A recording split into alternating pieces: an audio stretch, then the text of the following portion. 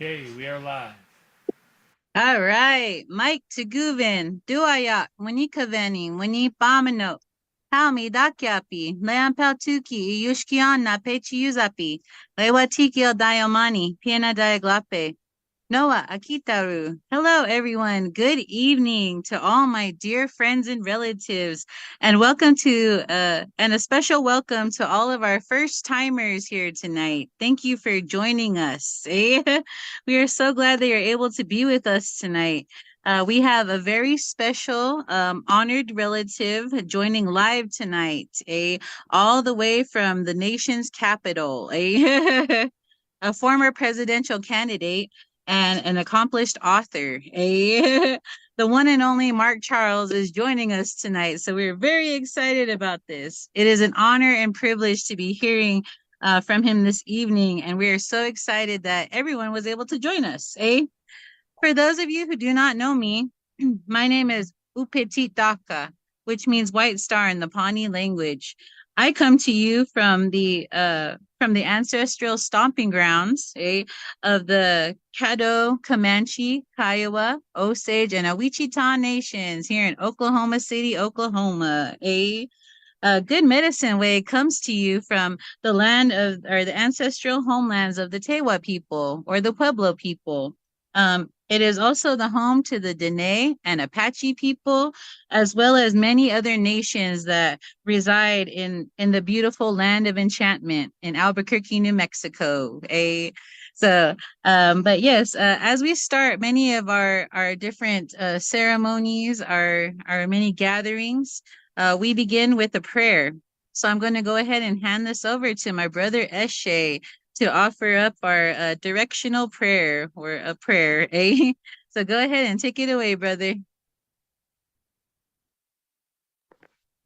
Matthias, oh, thank you, Okay, hold on. my sister. You were Appreciate you. muted. Oh, Go did ahead. you all Yeah. have anything? Yeah. Everyone that's going to be doing part of the service from where you are, let us know where you're from so everybody can see how we're all from all across the United States. Just share your state and city. All right, you heard the man. Hey. But yeah, so I'm coming from the Esquimalt and Yamasee territory, and sorry, it's been a long day. Let's just put it that way. So bear with me. Just kind of getting everything up. You might hear my dog whining in the background, and there's a lot going on. My wife is cleaning right now, so I'm holding everything down until holding everything by a thread. But anyways, that's why we pray, right? So we're gonna go ahead and pray for strength. So we're gonna start in the east and move our way around. Light bearer, we now face the east. We thank you for a new day and for a new beginning. We thank you for the fire which gives us warmth, light, and protection, and for our inner fire that is rejuvenated each new day through your spirit breath. We remember the days of old when our ancestors would gather around the sacred fires, and remember that we are human beings made for relationship with all that is. We ask that whatever parts of ourselves need light, that you would shine your life-giving spirit on us, just as Father Sun shines life-giving light on us and on Mother Earth each new day. Bring light and wisdom to our life's journeys so that we may not walk in darkness. Now we're going to go towards the south. Life-giving spirit, we now face the south. We thank you for the gift of healing and adaptability. We thank you for the waters of life which nourish our beings.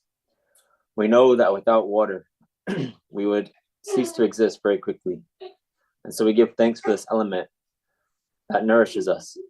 Help us to sense our responsibility to the waters to keep them clean and pure for this generation and for the next 7 generations. We ask that you would show us how to be fluid like water so that when new or difficult situations arise, we can navigate them in a good way. Bring abundance to our lives so we may channel your abundance to the nations around us. Now we're going to face the west. Great healer, we now face the west. We thank you for the night as well as the day. We thank you for bringing to light what would have otherwise remained in darkness. And we also thank you for the challenges of life that increase our dependence on the light. We know that seeds germinate in the darkness underneath the land, and the soil that we live with, we know, gives life to us. We are thankful for these relatives, and we ask that we will sense our responsibility to keeping soil well and healthy for all creation. We ask that whatever arises that is negative, that you would help us and give us wisdom and clarity to know how to end cycles that don't serve the community of creation, you, or ourselves. Bring rest to our spirits and resolutions to the cycles that we encounter, just as our relatives rest when the sun sets each new day. Now we're going to go towards the north.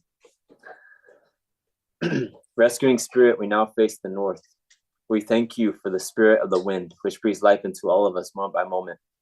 We thank your life-giving breath for resurrecting the parts of us that needed healing and needed reviving. We know that without the wind, the air, your spirit breath, we would die within minutes. We are thankful for the air and the winds of life that nourish us in all of creation. Help us to care for them. We ask that our minds and hearts would be nourished and kept well. We ask for good thoughts and for protection from the crooked ways of that trickster spirit. And we also ask you for a blessing and guidance to those who we perceive to be our enemies. Bring your protection and purifying presence to revive the parts of us that need healing and new life, just as the winds blow the dead leaves from the trees so that new leaves can grow in their place. And then towards the earth. Spirit which comes to us from Grandmother Earth, we thank you for supporting and feeding us throughout our lives. It is said that when we leave the womb of our human mothers, that you become and nourish us as our mother, the earth. We ask that whatever creator you would have us to do with our hands and our feet, and then to usher in the new creation within the present, for all of our relatives, that we would hear and respond to your voice and follow Creator Sets Free in that path.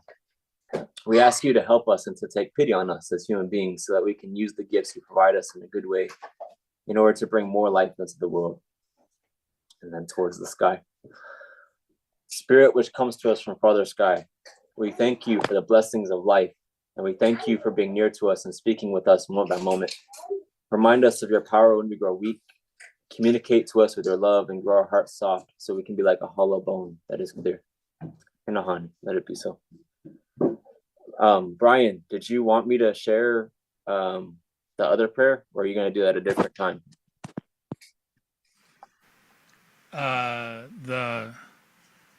The Truth and Reconciliation one? I think so, by Gijabikwe. Yeah, no, we'll do that during the smoke signals time. Sounds good. All right, but did you want to read it? If you don't have anybody, sure. Yeah, that would be awesome. That'd be cool. Yeah. And like, how are you guys doing out there? I don't know if everybody knew the territory that you're from was on the skids of the storm that came through. But you guys looks like you got power where you're at and stuff. Yeah, we were actually just talking about that when you all were muted, so we had our own little private combo going on. But yeah, we're doing good. I was telling them that we had like a tornado warning that happened. What was it, a couple days ago when the storm was coming through here, and it woke us up. We had lost power for like maybe an hour, but it came back on. So we've been doing good, but definitely prayers and whatever you can do to help. For all of us, help our relatives in the mountains. Definitely do what you can. They got hit really hard. Yeah, for sure. Yeah, Jay Goins said that he would have been on tonight, but he doesn't have internet yet where he's at. So yeah, definitely. We'll talk about that more during the smoke signals time. Yeah. Feel like a weatherman. Like on smoke signals. A big car just went by. Just kidding. Now it's gone. But yes. For those of you gathering with us for the first time, we like to let things flow. We don't have a certain scheduled time for anything really. So that was one of Uncle Casey's one of Uncle Casey's visions, eh? Was that we just move with the spirit, eh? All right. So as we opened with prayer, we also open with a song. It will be provided by Brian Grover, our resident musician, eh? So we listen to the beat of the drum, the guitar strum, and the rattle to connect our heartbeats as one as we dance and sing in unison. This allows Creator to walk among us and guide us through the evening. So I will go ahead and hand this on over to Brian, and we'll go ahead and move to the beat. Hey, so go ahead and take it away, Brian.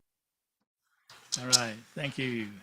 Yeah, we're gonna be doing our Powwow 61 song, and that's one that kind of merged together a version of Psalm 61 from the Jesus Movement days with some grass dance songs, and this is what we came out with. So.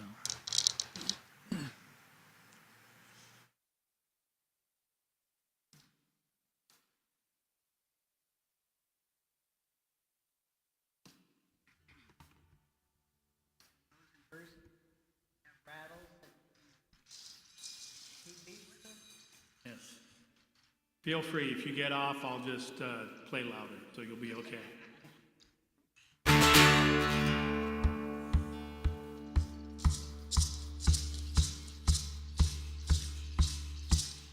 Yahweh, Yah, Yah, Yahweh, Yahweh, Yah, Yah, Yahweh, Yahweh, Yah, Yahweh, Yah, Yah, Yahweh, Yahweh, Yahweh, Yahweh, Yahweh, Yah, Yahweh, Yahweh, Yahweh, Yahweh, way Yahweh, Yah, way Yahweh, Yah, Yahweh, Yah, Yahweh, Yahweh, way Yahweh, way Yahweh, Yah, way Yahweh, Yah, Yahweh, Yah, Yahweh, Yahweh, way Yahweh.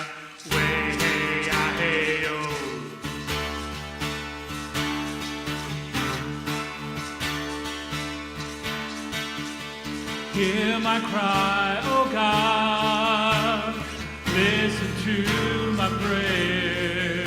From the ends of the earth I call to you when my heart is faint.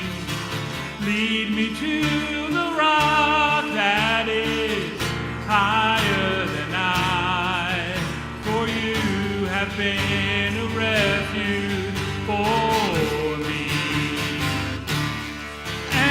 Tower of strength against the enemy. A tower of strength against the enemy.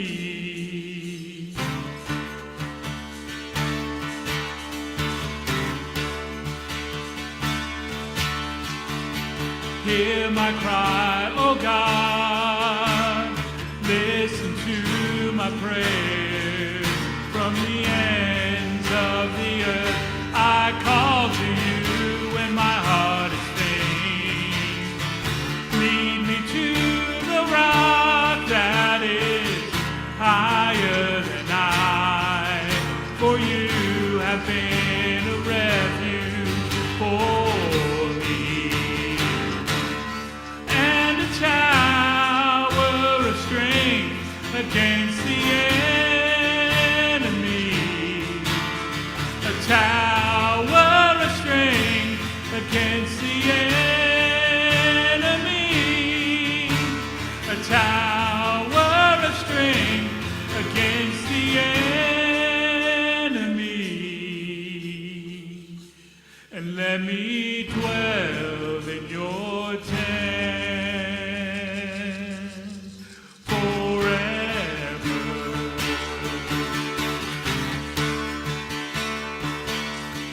Yahweh, Yah, Yah, Yahweh,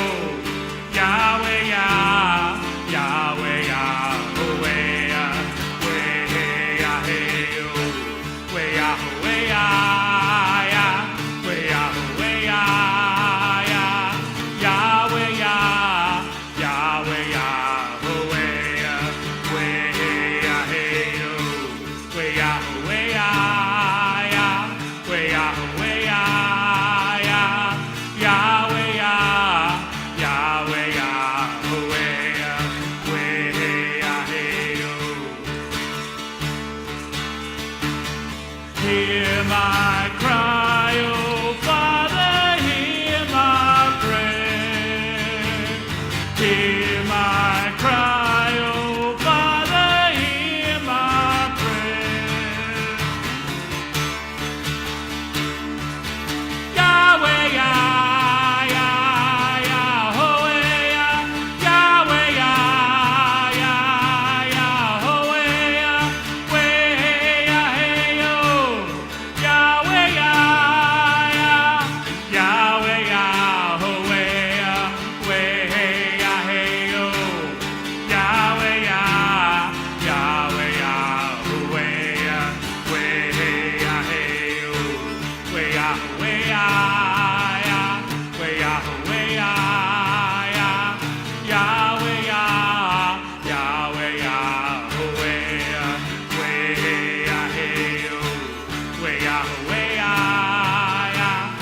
Yahweh, Hear my cry, oh Father, hear my prayer. Hear my cry, oh Father, hear my prayer. Hear my cry, oh Father, hear my prayer. Hear my cry, oh Father. And let me dwell in your tent forever.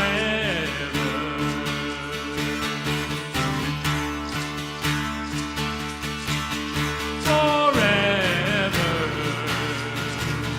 Forever. Forever.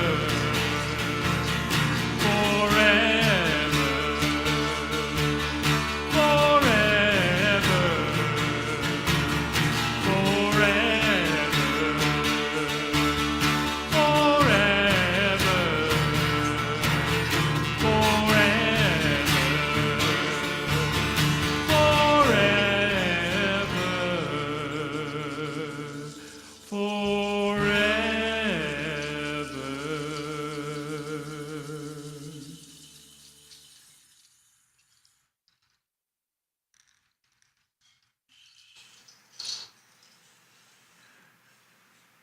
All right. Thank you, Brian. That was very beautiful. I simply love listening to Powwow 61. It makes me think about the times when I'm cruising down that Powwow highway, riding in my Indian car. I listen to the playback. Just kidding. All right. So thank you for that, Brian. And everybody else who was playing along and singing along. I saw a lot of people in their little boxes, holding up their drums and singing along. That was great. So if we listen closely, Creator speaks to us in many ways. Tonight we'll be calling on one of our relatives, Joe Geronimo Lopez, to share an insight. During this time, during our creation insight time, we share a brief word on how Creator has spoken to the person, or something you feel growing in your heart, or something that Creator wants to speak through you. Just a little something of what Creator has shown you in his beautiful creation. So I'm going to go ahead and call on Joe Geronimo. Take it away whenever you're ready for our creation insight. Thanks, Umpatadaka.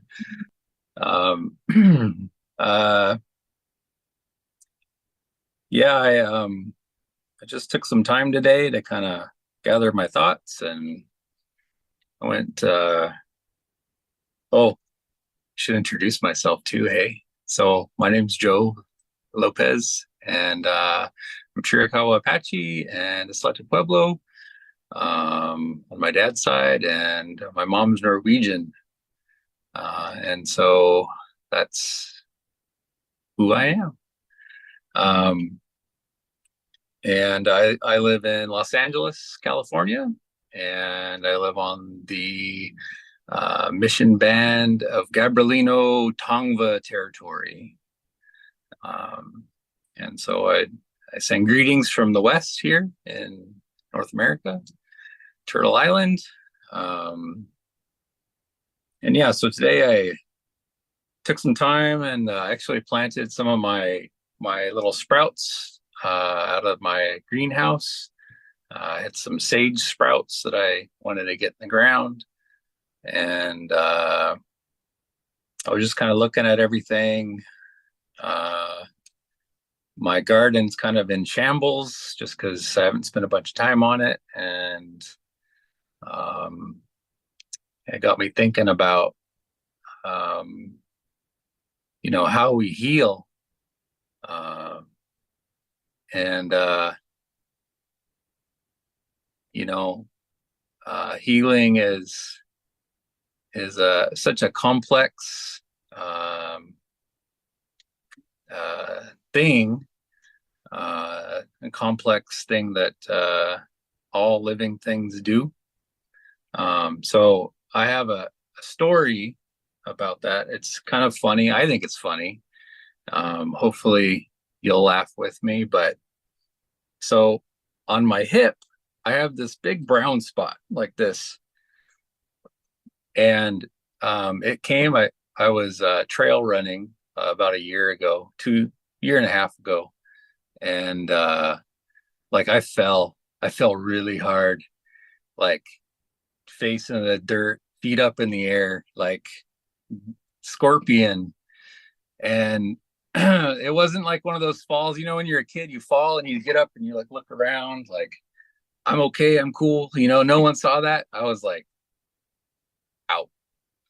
And so I laid there for a while and I was like, all right, how hurt am I? And I got up, I started moving a little bit, and then okay, like I'm okay. Like I've got cuts on me, and it was all rocks. Like I fell on top of a bunch of rocks.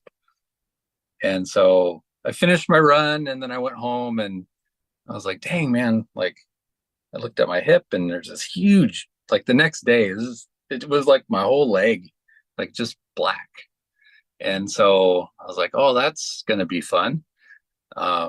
So it was sore for like, I think I bruised the bone.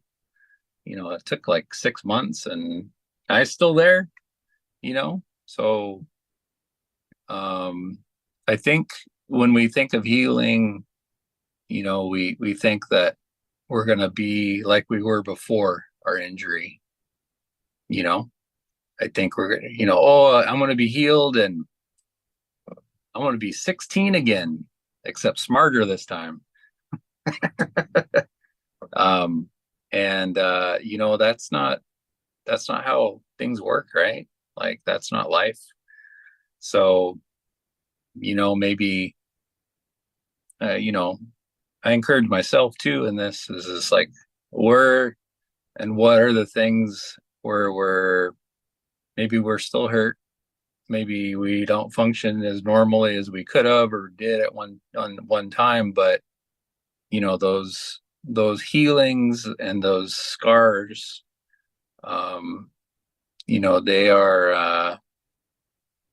they tell us where we've been and how our spirits or our bodies have healed.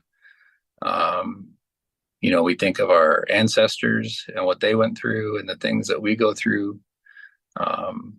So I was even going to point out that Jesus still had his scars to be all,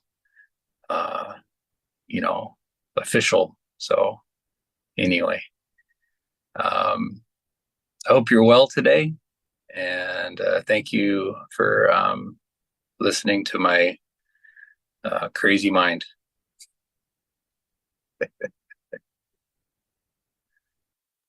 All right. Well, thank you, Geronimo. Hey. That was a good story there. I think about the last time I biffed it, really really sick, all sick. Hey. I stepped on a Sis, hey, Ipeditaka, can I say something real quick in regard to oh, what Brother Joe just said?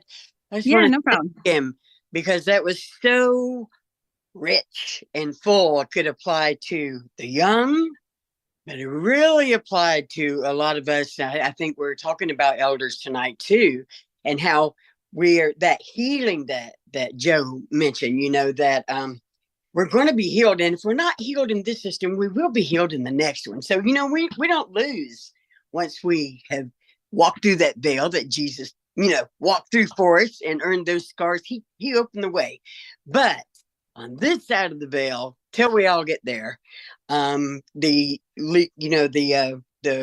it's intense, and we still can be healed, but sometimes our healing will come through what we have to endure also. But as older ones, I really appreciated what he said, to remember that we get healing, and we get healing in numerous, it's very complicated, it's very complex, there's different perspectives on it, but to remember that we can get healing, it doesn't mean that we're instantly going to be that bada bing, bada boom, here I am, I'm ready, let's go, let's do this, like we were.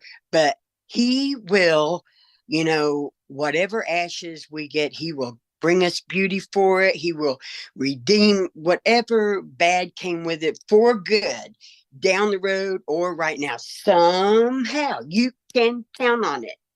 So I just wanted to share that because he got me started. Brother got me started, got the spirit flowing. So I just jumped on it. Hey, yes, that's perfectly fine. Hey, that was beautiful. Thank you, Donna. Hey, Auntie D. Just kidding.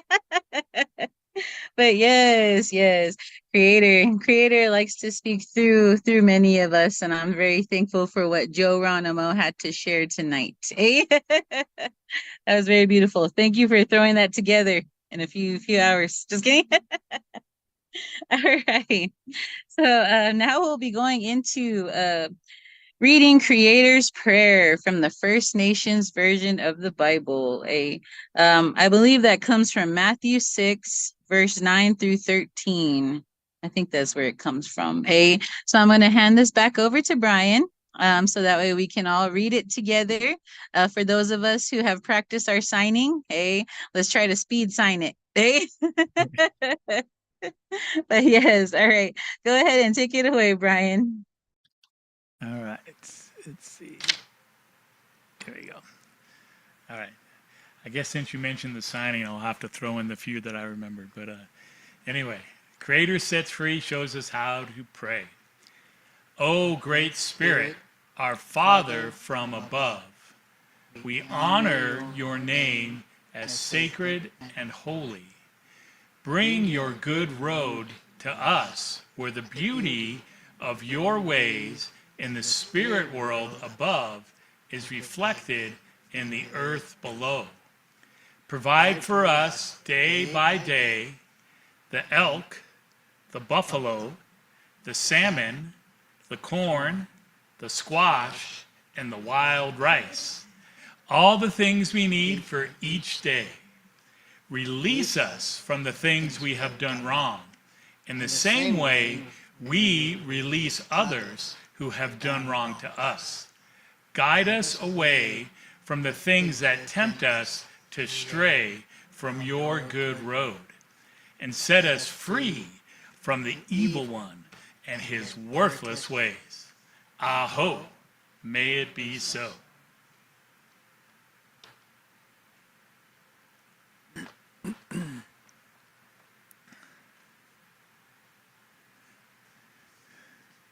Hey, you would think I would have this down by now. Just kidding. all the assigning as well as knowing how our agenda goes. Just kidding. I'm over here constantly flipping my handy dandy notebook. Okay. But yes, now we go into our smoke signals time. In the old days, our people would send announcements and communicate around a fire. With a blanket, each tribe or band or camp or village communicated through the smoke around a home fire. So we're going to go ahead and pass this over to Uncle Casey, who will be leading us in our smoke signals time. So go ahead and take it away, Uncle. Well, thank you. Yes, we got our guest speaker sitting here. You can see him in the background here. Mark is here with us, and he'll be sharing with us a little bit. I'll introduce him a little bit later. But prayers for myself. I'll be going into North Carolina next week, or 2 weeks, I'm sorry. Be going there, but I'll be going to the east side of the state there, and be working with some pastors on that side of the state. And Eshe is going to be joining me, and also one of my former students is going to be joining me as well at this conference. It'll be at, and then the week after that, Laura and I are going to be taking a trip to Alaska to be working with the Methodist group up there, where we'll be taking some classes at the same time up there. So lots going on there. We have a book study that's in process right now. We're working on Native, and by Caitlin Curtis. Very insightful. We get some good discussions rolling on that. And so we got a couple more weeks left on this book. So I'm going to introduce something. Eshe kind of put this book out to me, and I downloaded the Audible on it, and on my long trip from Michigan on the way here, I listened to almost the whole book on the way back, and it's going to be challenging. I'm going to show you this, and some of you will just like, what? When God Became White.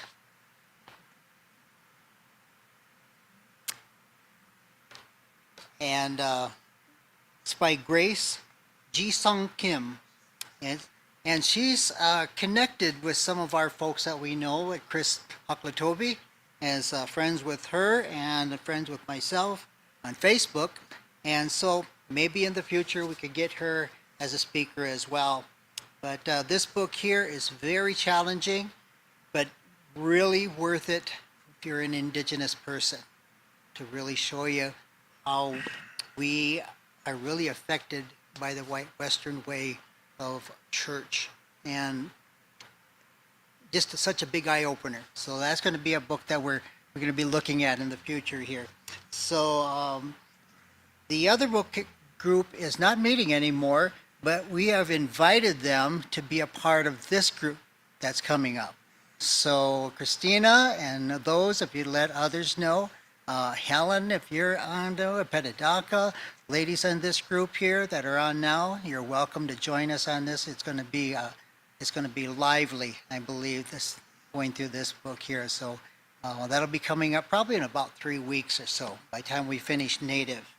Other than that, Laura, you got Circle of Healing you want to share? Let's see. Should I just get closer? Might have to come up here. Give you this one? She can be there. Oh, that one That's there. fine.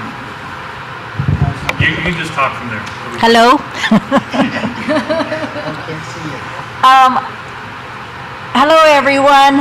And tomorrow, October 1st, we are starting our second series of an 8-week program called Circle of Healing, Gently Unwrapping Trauma Through Community Education.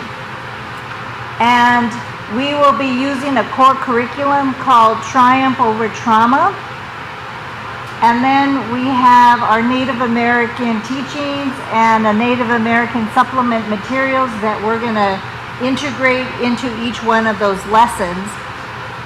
Tomorrow, if you're interested, please come. It's open to women.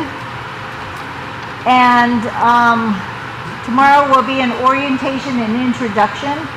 And then next week, which would be October 8th, is lesson number 1, and there's 7 lessons. and it's going to be here in Albuquerque, 6 to 8 p.m. It is going to be in person.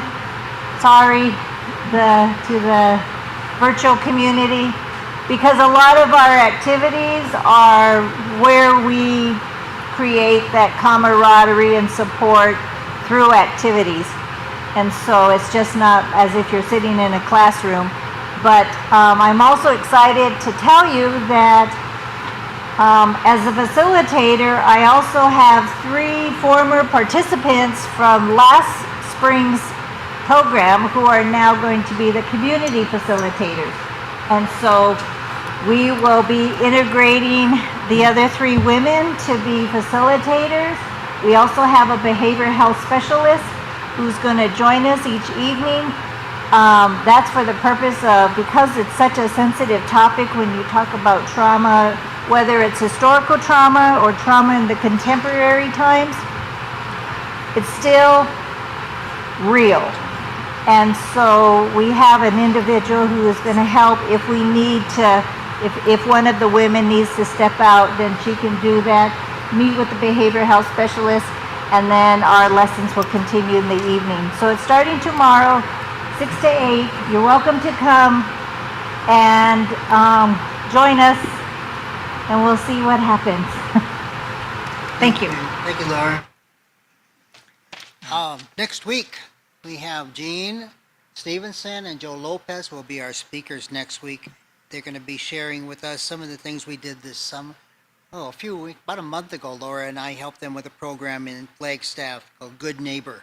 And so, just a reminder, those guys are going to be on with us and they'll be sharing next week.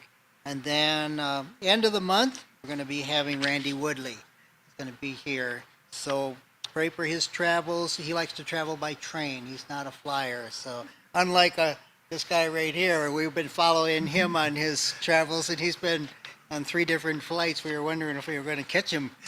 So we got a hold of him. We made a kind of force landed his plane here, make sure he could be here. So he's going to be. The last thing that we got here is that W. Jeff, Would Jesus Eat Fry Bread conference is going to be taking place here in Albuquerque, and about 150 some students who are going to be part of that. They're all college students. Some of them believers, some of them not, but they're all working with InterVarsity folks on campus, and they're going to be part of our group here. Several of the people that are on our screen here are part of that program there, like Tim Webster. I think he's still on there. Tim, if you want to wave.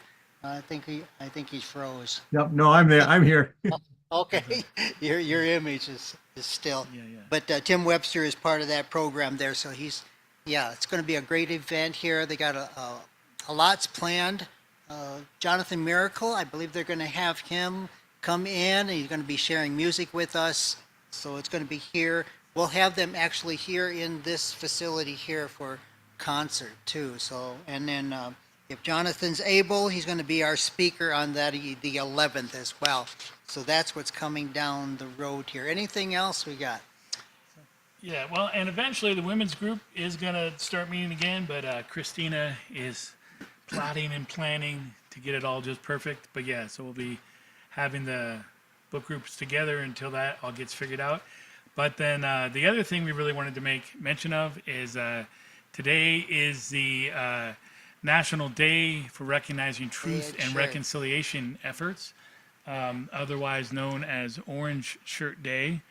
The reason it's called Orange Shirt Day, and I see some of you out there with orange shirts, this was the most orange shirt I had, so that's kind of why I'm wearing it. It used to be orange, maybe. Yeah, maybe. So anyway, it's called Orange Shirt Day because this one gal who's been instrumental in the efforts in Canada and the traditional lands up there, she shared a story about how she was actually very excited to go to school, and her family saved up money and bought her this special first day of school outfit that featured this bright orange shirt, and she was so excited and happy about it. And she got to the boarding school, and they stripped her down and gave her a lice bath and gave her a school uniform, and she never saw her orange shirt again. And so so that's why they call it Orange Shirt Day, is to honor her story. And then also Jika Beekwe, who works with iEmergence and who's done things with us, she wrote this really powerful prayer for healing and reconciliation. And if you're still on, Eshe, if you could read that out to us, that would be awesome.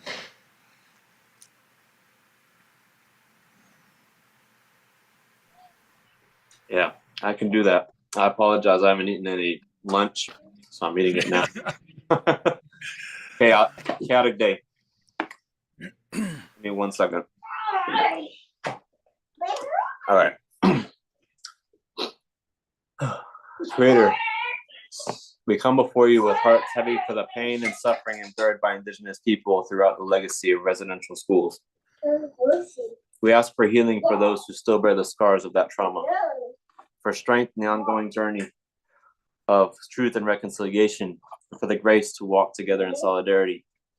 Help us as a nation to listen with open hearts and minds and to seek justice and compassion. We remember the children who were taken from their families and forced into residential schools. We acknowledge the harm done to Indigenous communities, cultures, and languages. Grant us the courage to confront the truth and the wisdom to act with compassion and humility. May we work together for justice, reconciliation, and restoration of dignity to all. I hope. Thank you. Yeah, I really always appreciate what Jika Beekwe shares, because in what she shares and in her life and her work, she always challenges us to not just be content with remembering, but to take action towards healing. And I thought that prayer spoke to that really well. So thank you, Jika Beekwe, and thank you, Eshe, for reading. Yes, thank you. Now we'll go into our giveaway time, and this is the time when we give of our resources, our gifts, our talents, and so it's not just financial.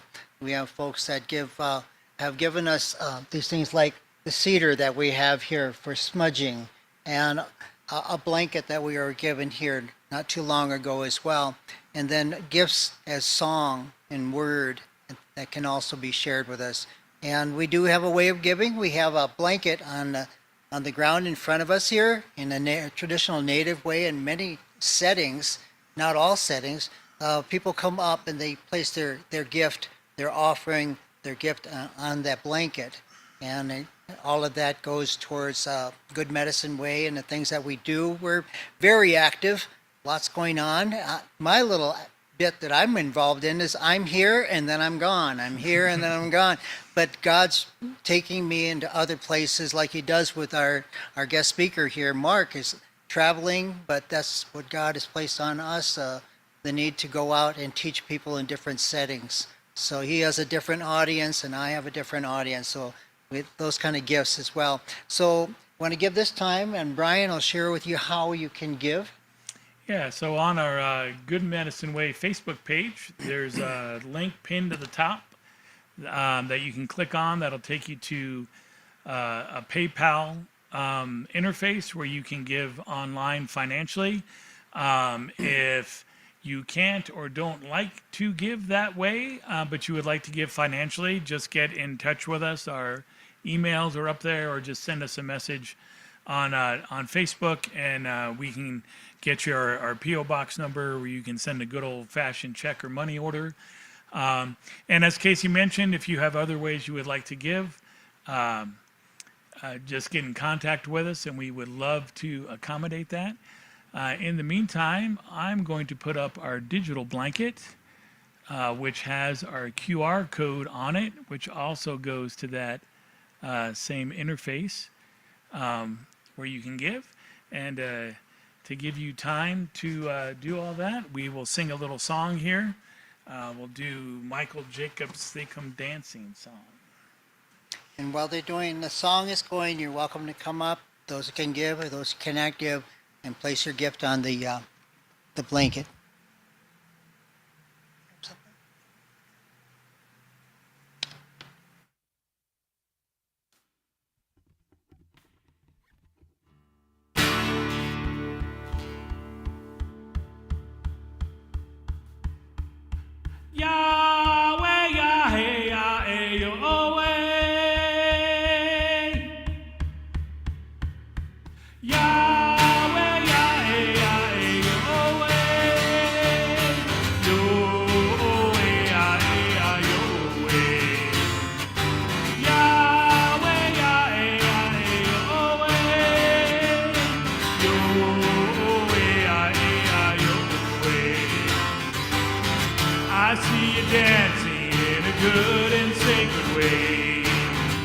I feel you dancing, joy shining from your face. I know you're dancing in honor and with thanks. I watch you dancing, full of beauty and of grace. From four directions they come dancing. The earth cries under their feet. From every nation they come dancing, praising Creator with the beat.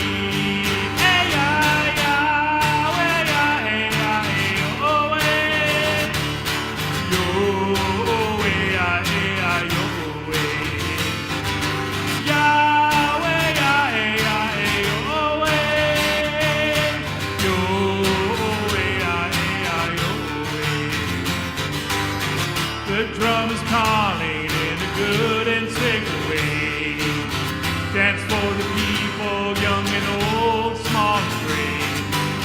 Dance for Creator, make every step a prayer. Love for Him and one another, love and never hate. From four directions they come dancing. The earth lies under their feet. From every nation they come dancing, praising Creator with the beat. Hey, yeah, yeah, way, yeah, hey, yeah, your way, your way, yeah, hey, yeah, your way. Yahweh, yeah, hey, yeah, hey, your way, your way, yeah, hey, yeah, your way. The circle is a rainbow, and all its colors are shining in the sun. Sorrow is turned into dancing, and all our tears to the sound of the drum. Hey, yeah, yeah, way, yeah, hey, yeah, hey, your way, your way, yeah, hey, yeah, your way. Yahweh, yeah, hey, yeah, hey, your way, your way, yeah, hey, yeah, your way. Your way, yeah, hey, yeah, your way. Your way, yeah, hey, yeah, your way.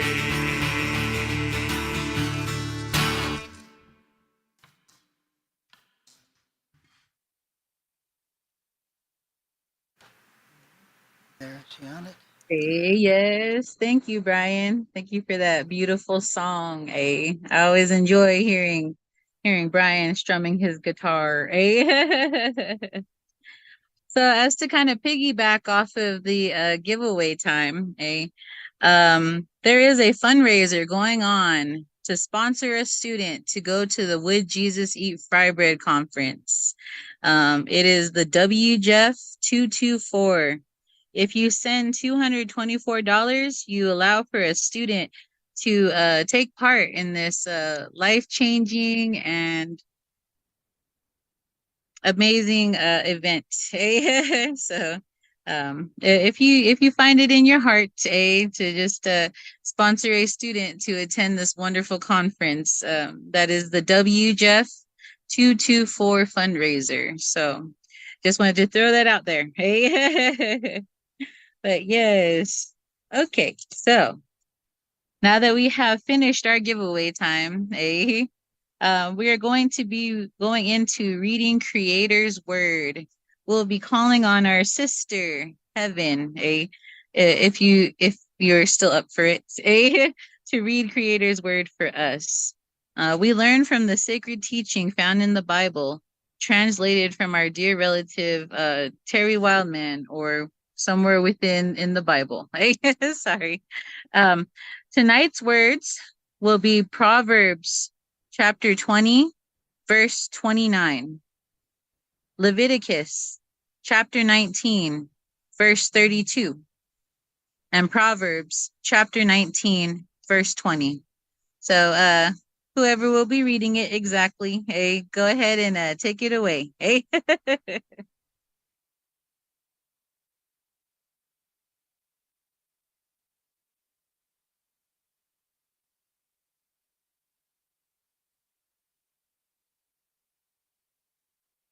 Sorry, maybe there's a bit of a glitch. Who will be reading it tonight? Who is creator Sean. speaking to read it tonight? All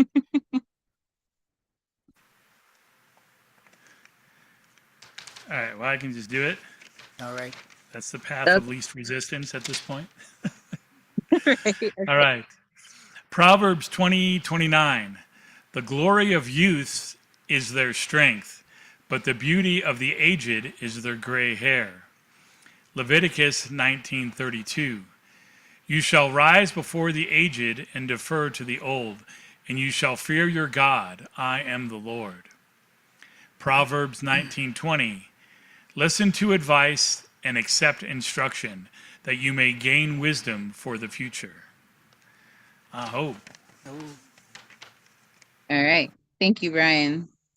Now we'll be going into a centering or stillness time. During this time, we prepare our hearts to receive the word or story being shared by our honored relative, who is Mark Charles tonight. We clear our minds and hearts to listen. So go ahead and take it away, Brian.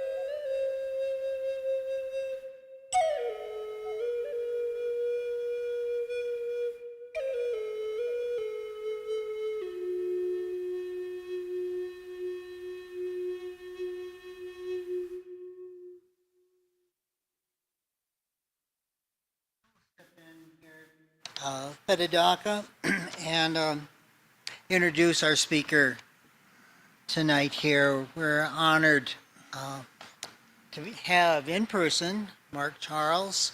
He has been with us before when we were at our other location, when we were at the basement of University Heights United Methodist Church. And here he is again. And like I said, he's been traveling a lot, and he was just here a couple weeks ago. And now he's back to DC, then back with us again. But Mark is, he ran for president in 2020 as an independent, and trying to get his voice out there for the things on his heart and that he wants to push. So he's very outgoing, very talented. He has written a book called Unsettling Truths. We have a copy of it back here on the table, and he's working on another book right now too as well. He and Sojung Ra, a professor at Fuller Seminary, wrote that other book, the Unsettling Truth. But Mark has been a friend here. He's Navajo and also from the Dutch heritage as well. And so I'm very familiar with the Dutch. I worked in Holland, Michigan for quite a while there. So and I tell you, there's something else. So, so they really learned how to be a penny pincher from them. Yeah, so I learned how to save my money and buy a house and all those kind of things. So with that, I just want to hand it over to Mark, and he'll introduce himself a little more. Thank you so much, Mark. Well, thank you very much, Casey, and greetings to everyone here who's here live and everyone who is virtual. It's an honor to be with you.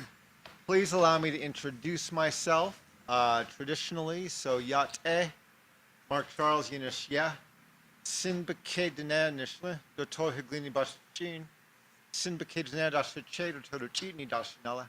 Oh, Our Navajo culture is matrilineal. Our identities come from our mother's mother. My mother's mother is American of Dutch heritage. That's why I say Sinbake Dene Nishle.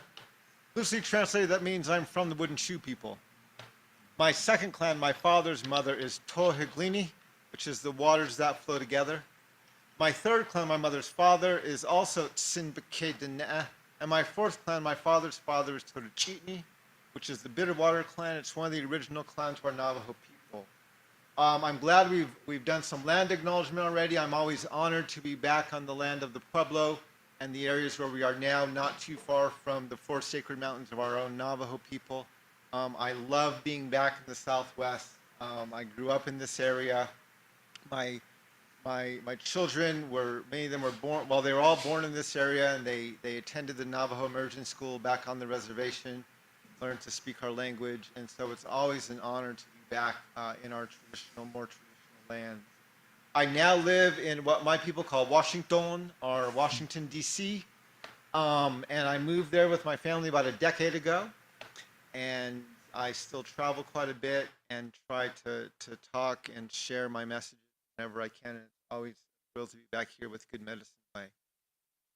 There is a lot I want to talk about, and I've been wrestling for the past several, not just hours, but days.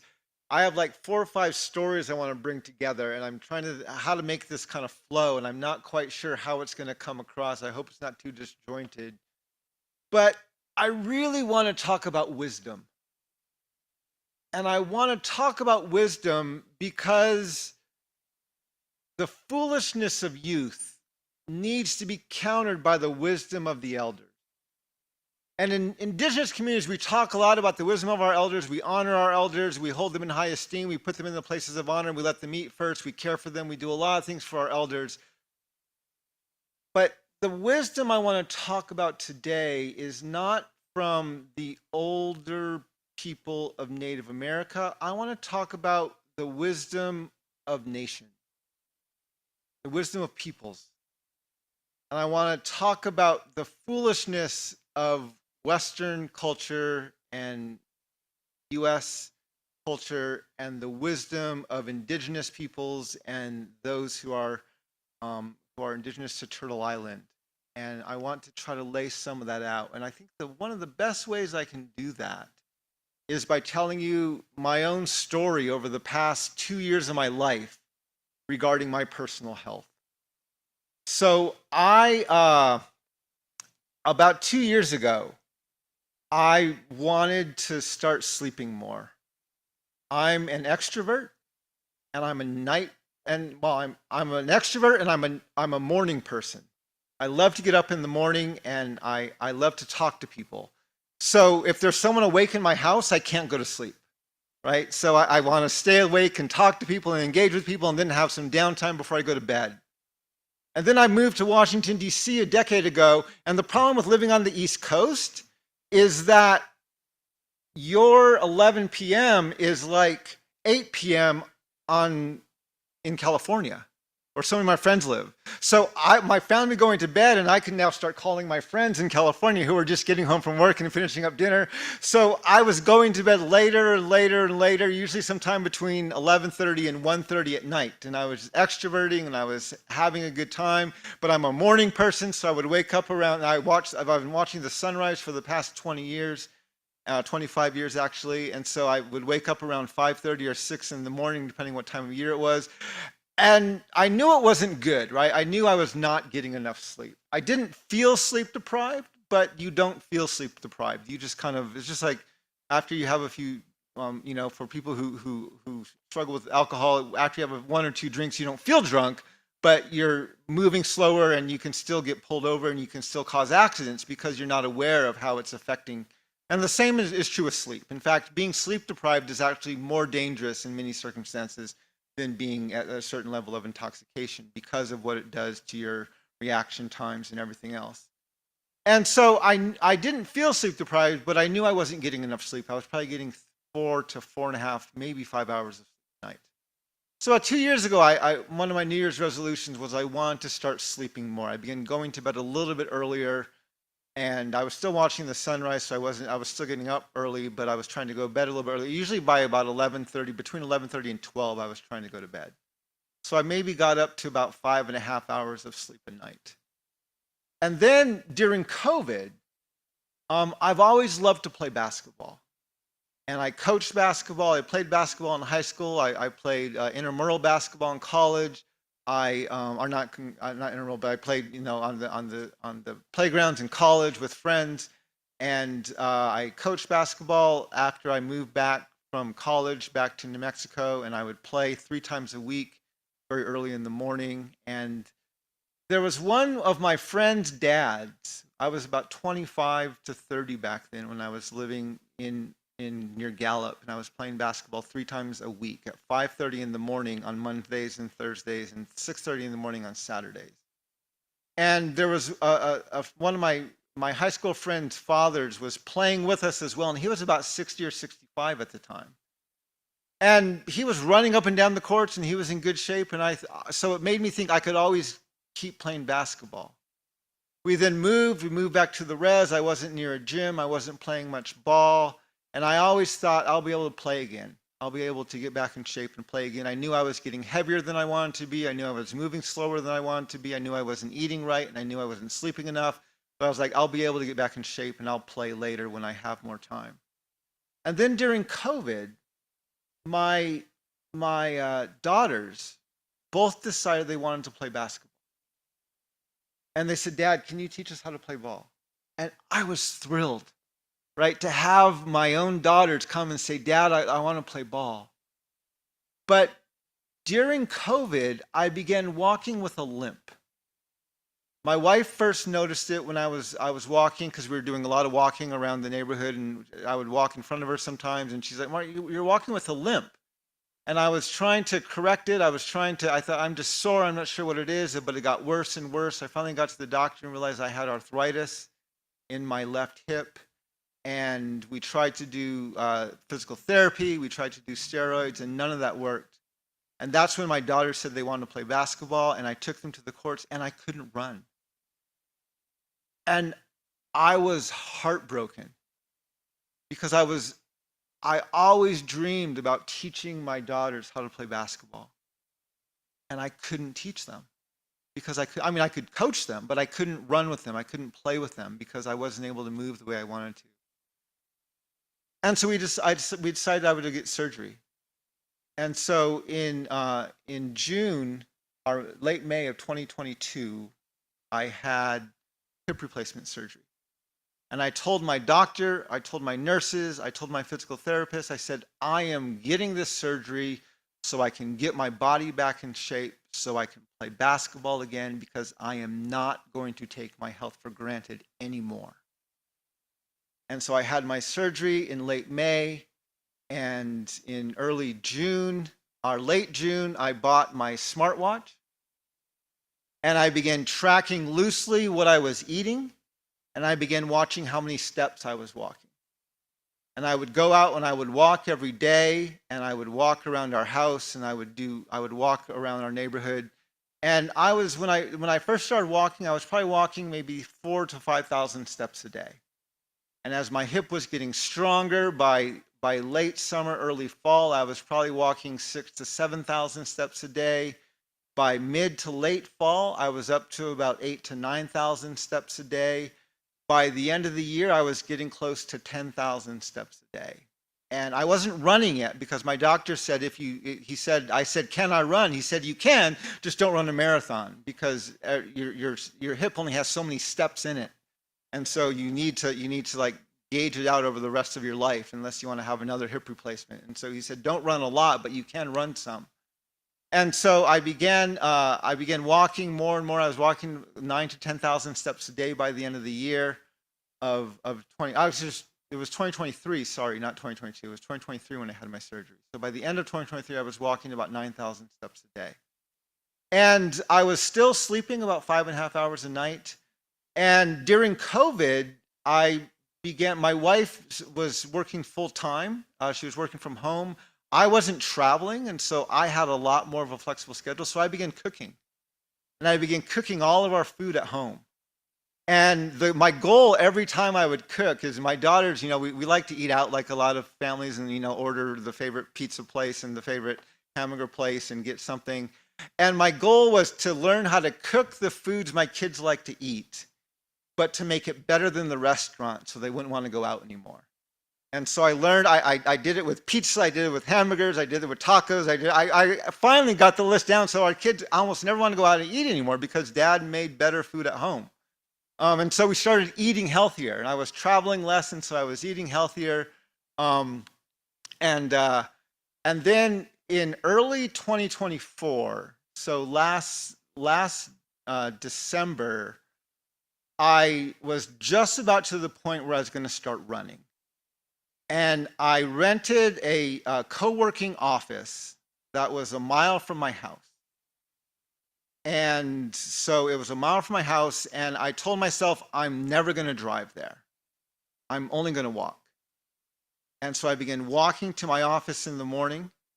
I began walking home for lunch, walking back to the office in the afternoon, then walking home for dinner.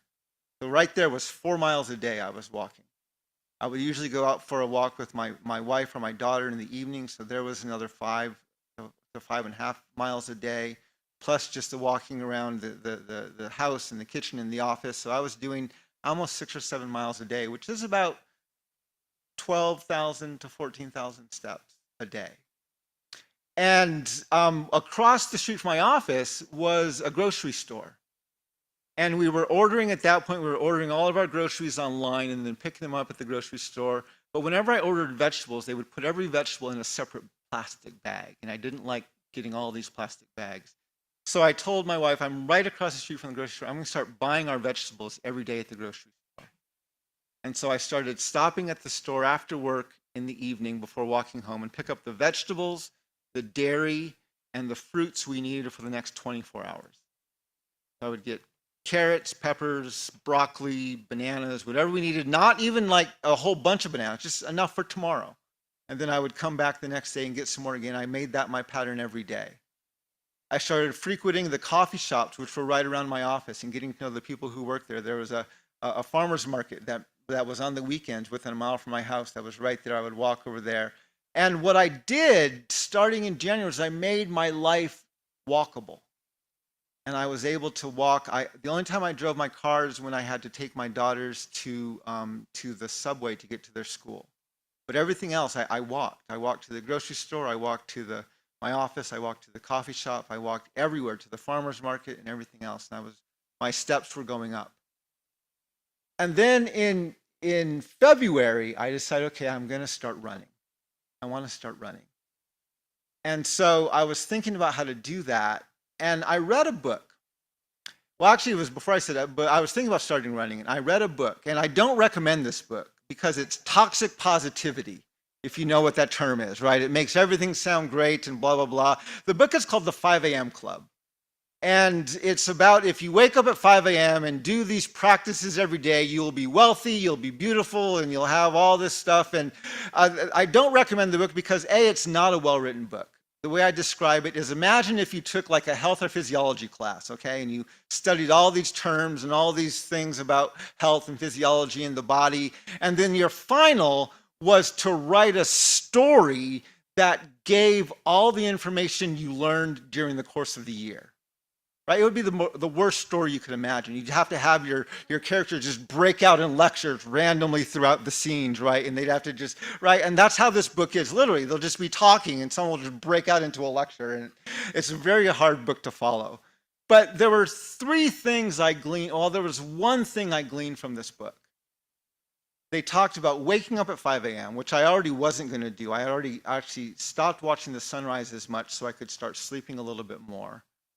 But they said, wake up and sweat for 20 minutes, journal for 20 minutes, and learn for 20 minutes. I was already doing the journaling. I was already listening to audiobooks and doing some podcasts. So I was already learning, but I wasn't sweating. And so I said, okay, I'm going to start sweating. I want to start running anyway. So I'm going to start sweating. So I woke up and I started running for 20 minutes each morning and breaking a sweat. And the first thing that happened when I did that, literally happened like the second day I was running. I live in DC. And in DC, the car horn is a part of your body. That's how we communicate, right? If anyone waits more than half a second after a light turns green, right, you're honking at them. If anyone's on the street trying to cross the street or they're waiting too long, you're honking, right? And it's very stressful. but we're a part. I'm participating in this stressful way of communicating, right, with the car horn. And within 2 days of me running in the morning, both my children and my wife noticed. They're like, Mark, you're not honking the horn nearly as much. And I said, well, it's not because I'm not annoyed, because I can tell you very much I'm annoyed with the person who's waiting 2 seconds to turn right in front of me, or the person who, I'm very annoyed. I said, but I feel like I have greater impulse control. Like I'm able to, for a split second, stop and say, honking is going to just stress me out, and it's going to stress out the person in front of me who's already stressed out, and it's just going to make everybody's day a little bit worse. And so I found I had just a split extra second of impulse control where I was able to stop myself 8 times out of 10, maybe 7 times out of 10, from honking my horn when I was in the car. And that was one of the immediate benefits of starting to run. At the same time, I started reading another book called Born to Run. If you've never read this book, this is the book about barefoot running. The book is entirely about the vision and the beauty and how fantastic it is to do barefoot running. It talks about an indigenous tribe down in South America and Mexico that barefoot runs, and it's all vision and no technique. It started the barefoot running craze, and almost everyone who started running barefoot got injured, including myself. So I was actually traveling out here at that time, and I was just starting to read the book, and I had forgot to bring my slippers with me, and so I wanted to get some slippers for my feet while I was traveling. And so I went to Walmart, and I found what I thought was a cheap pair of slippers, and it turned out they were barefoot shoes. Barefoot shoes are just shoes that don't have any raise in the heel. They're flat on the ground, and you can feel the ground better. They're called barefoot shoes. So I bought some of those. And I loved wearing them because I could feel the ground underneath me. I could feel the pebbles on the road. I could feel the cracks in the driveway or on the street. I could feel the texture of the ground beneath me. It's like my feet were coming alive again. And I loved it. And so I was wearing these shoes, and I was listening to this book on barefoot running, and I was getting this vision, and I was starting to run already. So one morning I thought, I'm just going to run barefoot, like in my barefoot shoes. And I started running, and it felt amazing. And then the second day, my Achilles tendon started hurting, and then my calf started hurting, and my muscles started tightening up, and I realized I was injuring myself.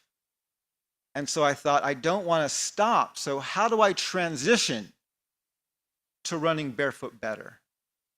And I did Google searches, and I looked up articles, and I found another book.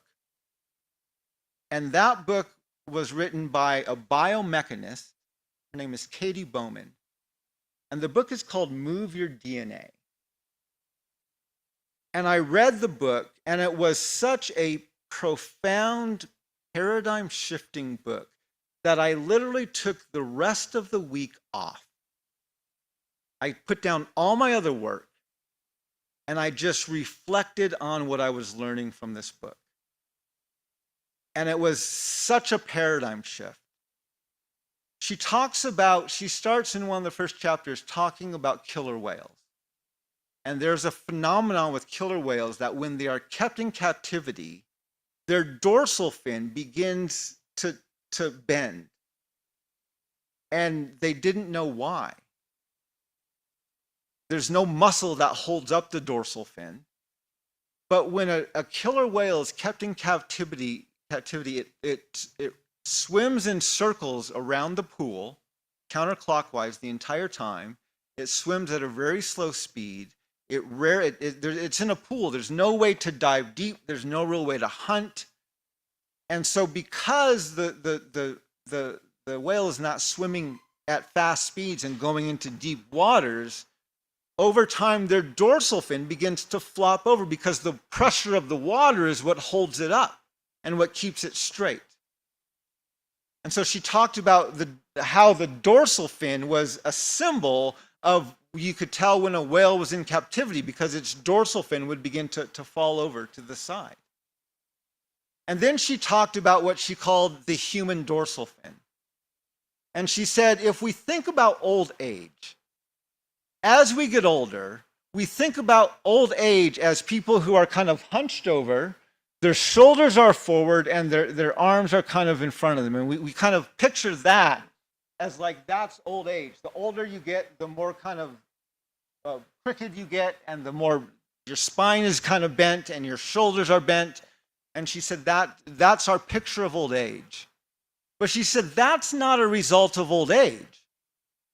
She said that's the result of, since the age of 5, you have been training yourself to sit in a chair with your hands in front of you at a desk for anywhere from 8 to 14 hours a day.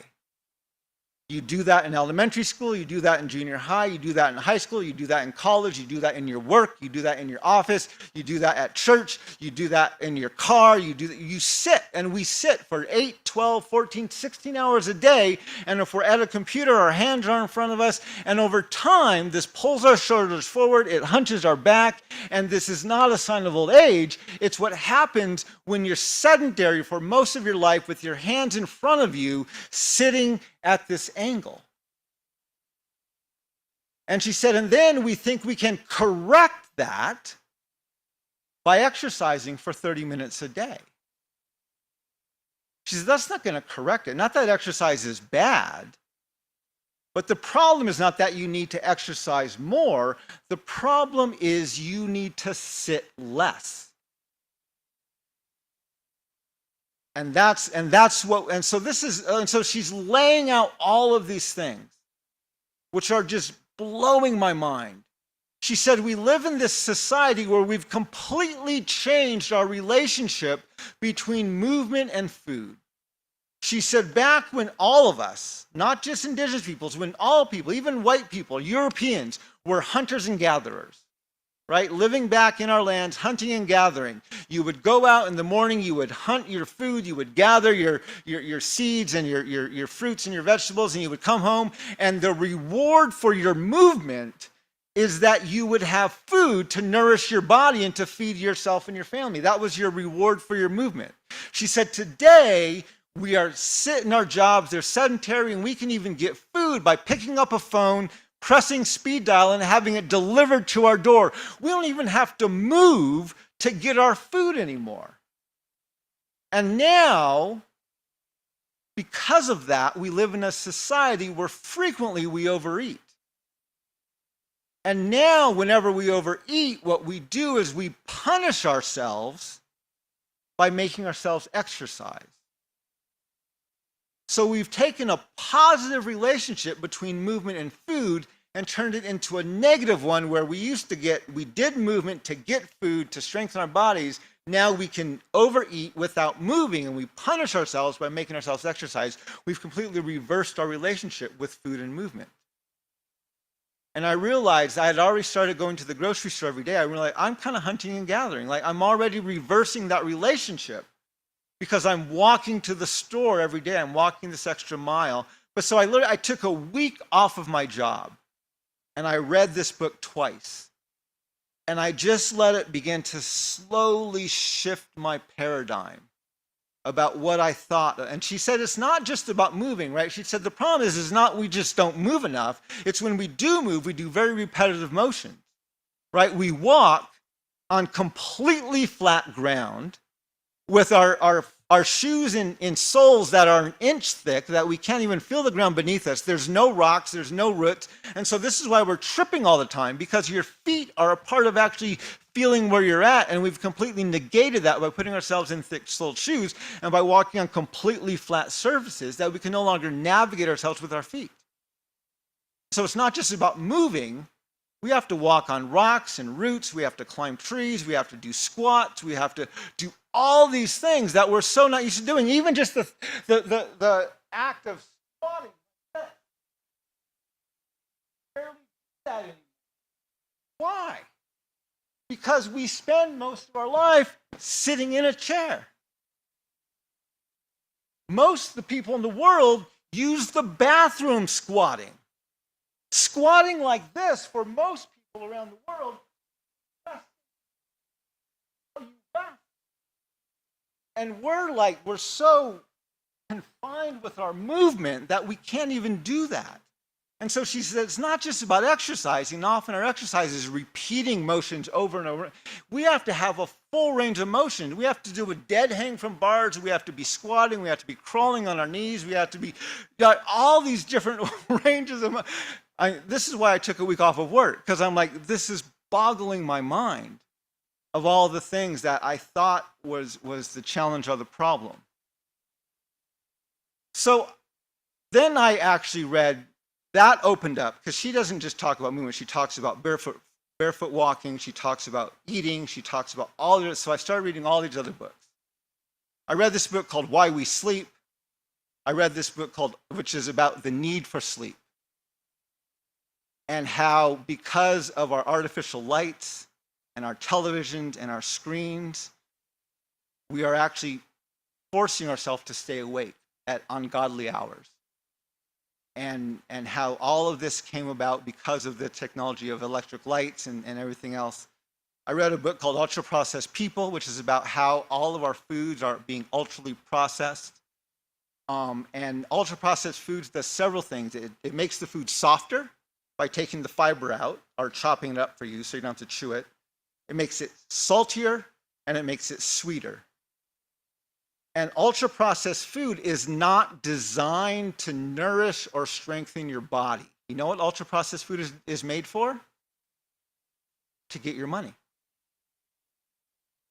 It's so you'll buy more of it. When they make ultra-processed food healthier, people buy less of it. When they make it softer, chewier, sweeter, and saltier, people buy more of it. And so I was reading books about this. I was reading books about social media, the anxious generation. I read another book about Outlive, about how basically we've had this magnificent adoption in our medical growth where we learned how to cure viruses. And so this completely changed our lifespan. Our lifespan is so much longer now than it was 100 years ago. But now we're dying of chronic diseases. Diabetes, obesity, heart disease, high blood pressure. We're dying of all these chronic diseases now. And many of these chronic diseases are coming from how little we're sleeping and the foods we're eating and the fact that we're not moving as much anymore. And these are what's causing all these chronic diseases that are killing us. And as I'm reading all of these books, almost every author does several things with these books. First, they say, okay, let's go back to when we were all hunters. Like there's this romantic vision of hunters and gatherers, of this is when we were in the ideal state of human development, right? And we were moving and we were healthier, and we were sleeping better, we had no luxury, right? And everyone talks about hunter, and there's very few hunter-gatherer societies left in the world. One of them is the Hadza people in Tasmania. And I kid you not, 90% of these books reference medical studies on the Hadza people. Right? They're going back and they're not asking them about their lives. They're prodding them and poking them and taking their blood and sampling their urine and tracking their steps and monitoring their hearts. And they're like, oh, you're a hunter-gatherer. Let me study you. Anyway, it's boggling my mind. And then I read a book called Braiding Sweetgrass. Braiding Sweetgrass was a breath of fresh air. Robin Wall Kimmerer grew up more traditionally, wanted to study botany, went in to apply for these programs, and she's talking about, as she grew up, talking about how the trees talk to us, the animals communicate with us, and she starts sharing this with her professors, and they're literally laughing at her. And she made a comment in there about how science, the scientific worldview and the native worldview were almost completely incompatible. And she would talk about how nature would speak when she was growing up. And then people back then were literally scoffing at her for saying things like that. And now we're learning scientifically that trees communicate with each other. They warn each other of danger. They communicate through their root systems and other things like that. And it's nature is literally communicating with each other. And science is just barely beginning to catch on to that. I did a podcast at that point on my second cup of coffee, which is the podcast I do. I call The Difference Between Scientific Knowledge and Indigenous Wisdom. And how there's just a juxtaposition there between those two. And then I read another book. It's by Katie Bowman, the one who wrote The Move Your DNA. And Katie is by far my favorite author of all these authors I read. She's not native, but she has the most whole inclusive worldview of it's not just all these other authors, right? If you just sleep better, everything's going to be fine. If you just eat better, everything's going to be fine. If you just do this thing better, everything's going to be fine, right? You can be wealthy, you can be blah, blah, blah. If you just do this one thing. And they even like, I discovered this, right? And actually what they did is they went on and talked to a bunch of indigenous people and other people, and then they wrote it down as a white person, and then they sold their books and they got all their, but anyway, I won't go into all of that. But this is, and so I'm reading this book by Katie Bowman called Movement Matters.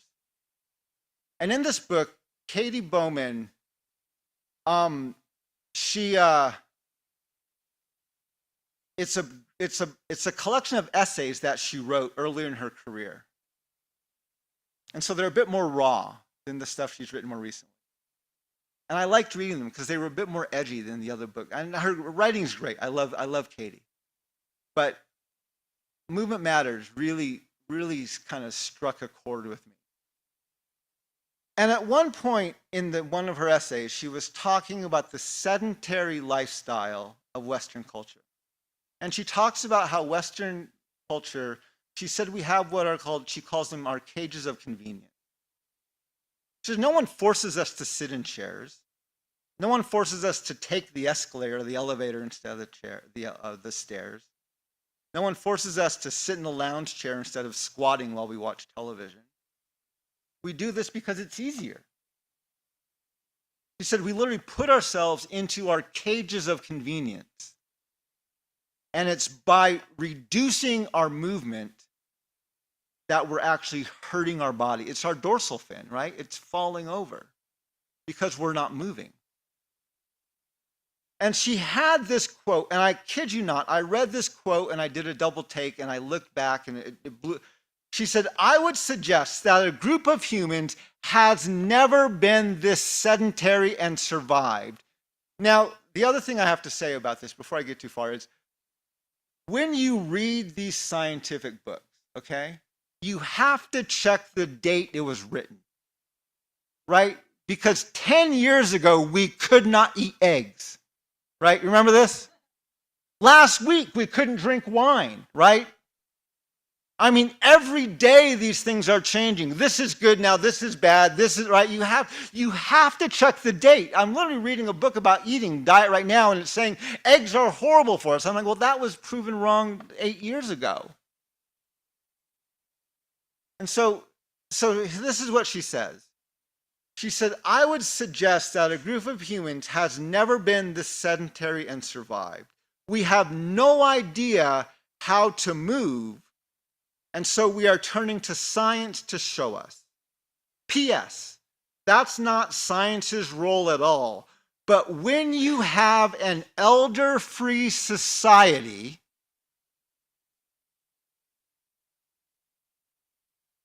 you have to turn somewhere. And scientific data is where many of us are turning. When you have an elder-free society. The last book I read, not the last one, a more recent book that I've read, I actually put off reading it because I thought it's not going to apply. The book was called Breath. by James Nestor. I'm like, how can you screw up breathing? Right? We'd be dead, right? How can you screw up breathing? James Nestor is not a scientist. He's not a doctor. He's a journalist.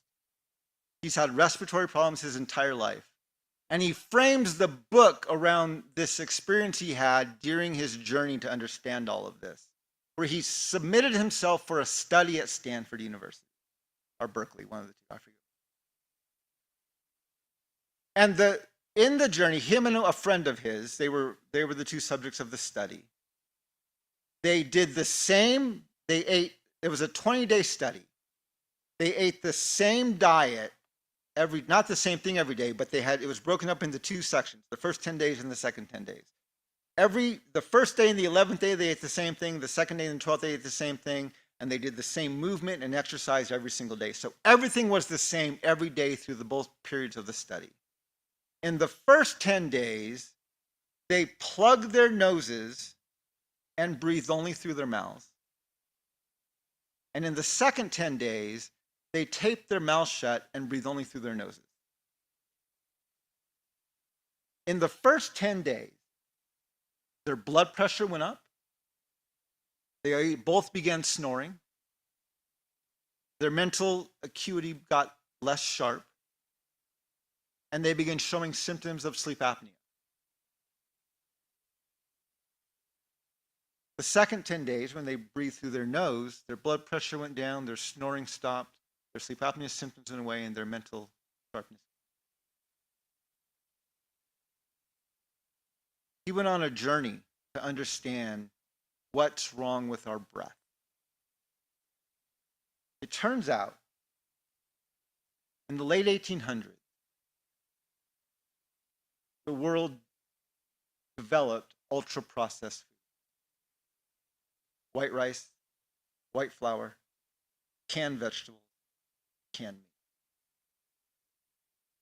And we began eating that, especially in our urban centers, in our cities. Paris, London, New York. And people began eating these ultra-processed foods. This is what they were giving us on the reservation. Ultra-processed foods.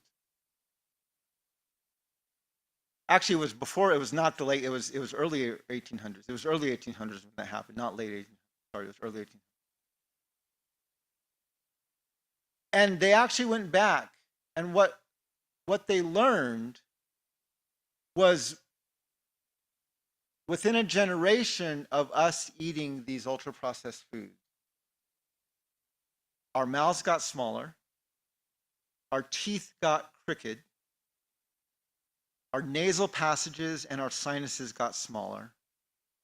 And as a result, we began breathing more through our mouths instead of our noses. When you breathe through your nose filters the air, it warms it, and it filters it not just through the hairs in your nose, but through your mucous membrane. When you breathe through your mouth, cold air goes directly into your lungs. Cold, unfiltered air goes directly into your lungs. Makes you sicker, makes you snore. And our mouths got incredibly smaller, measurably within a generation. In this book, he referenced someone named George Catlin.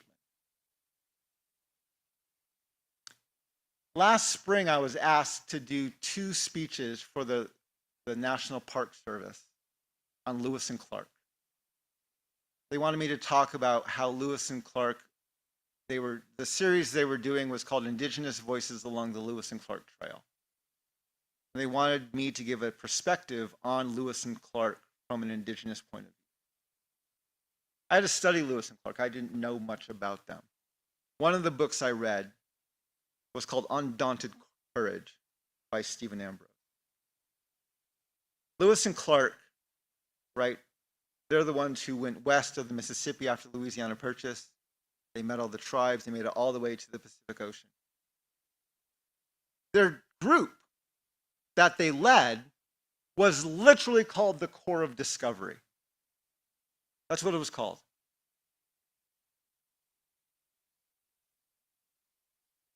just before they started their expedition.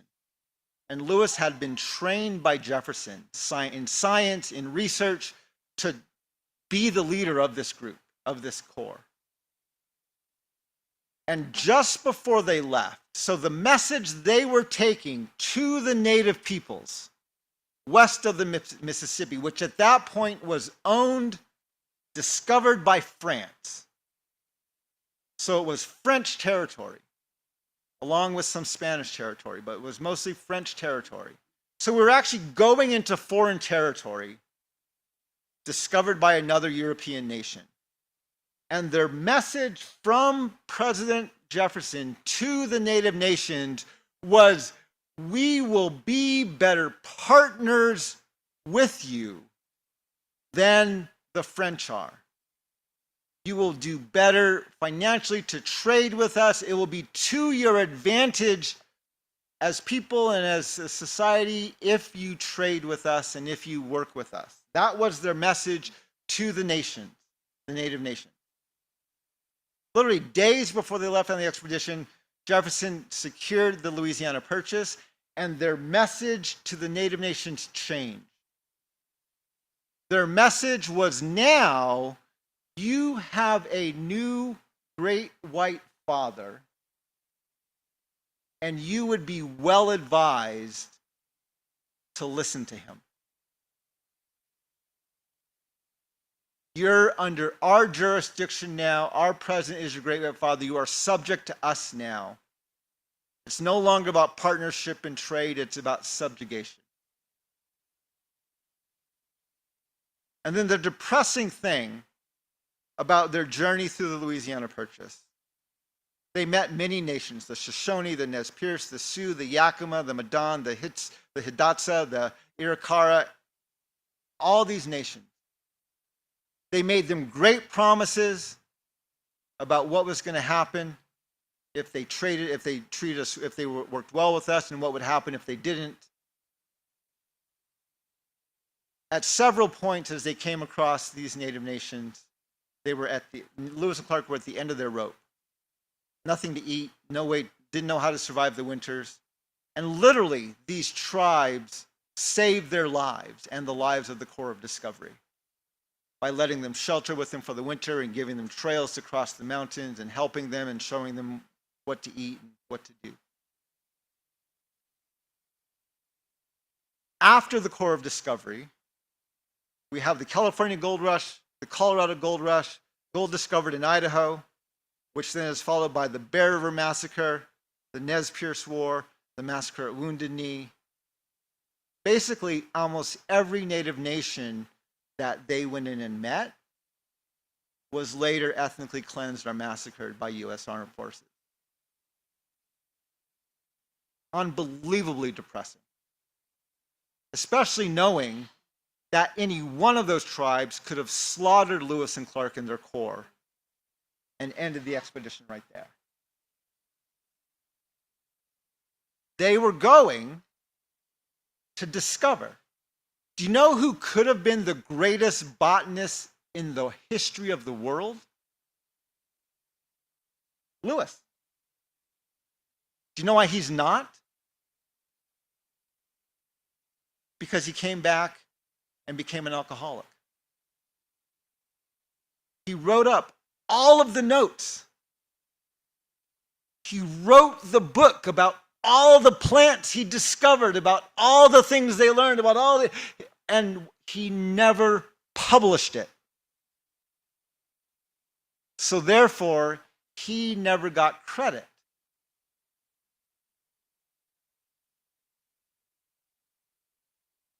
George Catlin worked for Lewis when he was governor of Missouri. He was an artist. 2 years later, he went back into the place where Lewis and Clark explored, discovered. He didn't go to subjugate natives. He didn't go to introduce them to their great white father. He didn't go to leech off of them. He went there to meet them and to learn. He was an artist. He actually gives us some of the best artistic pictures of native life pre-white settlement. the paintings he painted. And he came back and he wrote a book. And the book he wrote was titled Shut Your Mouth and Save Your Life. In his book, he observed in every native tribe that he met, they were healthier than Americans, they were stronger than Americans, their teeth were perfectly straight, and they were all adamant about breathing through their noses. And he said, why do you breathe through your noses? They said, because when you breathe through your mouth, you get weak, you get sick, and you die earlier. So much that even he observed newborn mothers of newborns, where they would sit over their children after they were born, and as they slept, if they started breathing through their mouths, they would shut their mouth and force them to breathe through their noses. He said many tribes developed these flat boards that they would put their kids to sleep on at night that held their head in such a way that forced them to breathe through their noses.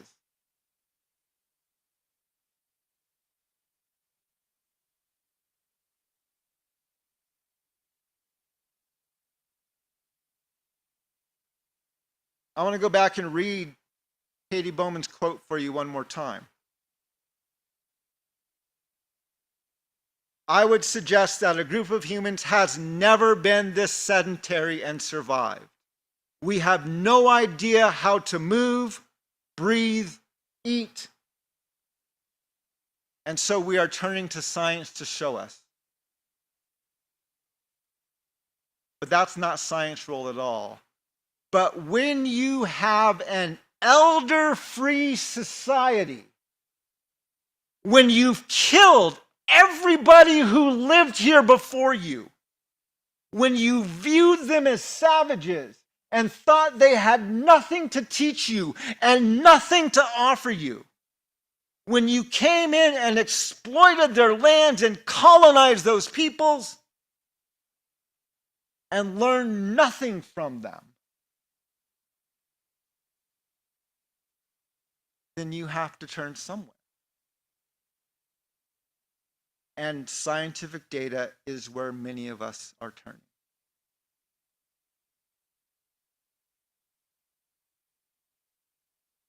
As I read all these books, and I'll go back to the first one, the horrible book, The 5 a.m. Club,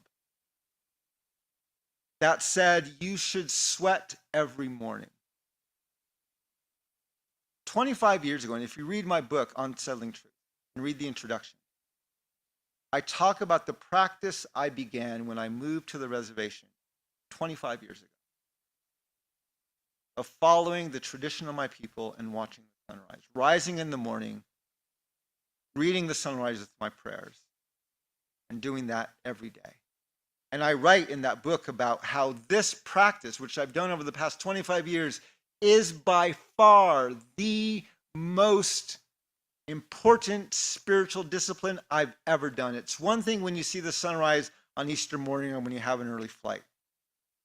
But when you see it day after day, week after week, month after month, year after year, and even decade after decade, it teaches you something about Creator and about your role and your participation in creation. That is unbelievably powerful. And I immediately had incredible regret. Why? Because the tradition, the discipline, the teachings of my elders is not just to watch the sunrise. It's to wake up in the morning and run to the east in your moccasins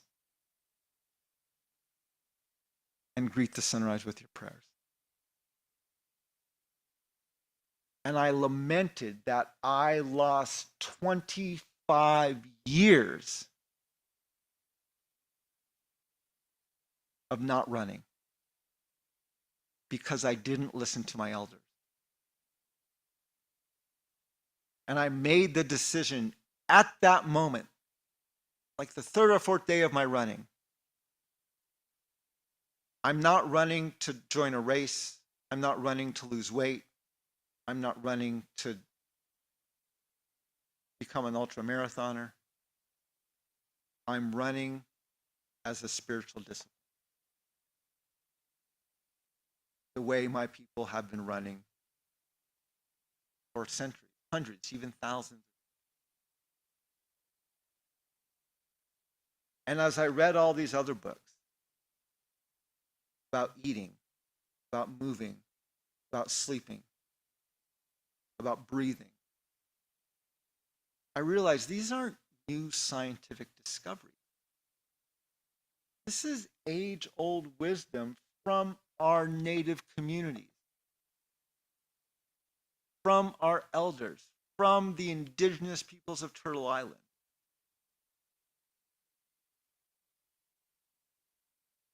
But we're only hearing about them now because we live in an elder-free society. We live in a nation that still has a worldview of discovery and believes that native peoples have nothing to. I asked my dad, I didn't even tell him about the book I was reading. I just said to my dad, I said, Dad, did Grandpa ever talk to you about breathing? Just curious. I'm like, what's he going to say? I said, Dad, did Grandpa ever teach you about breathing? What did he say to you about breathing?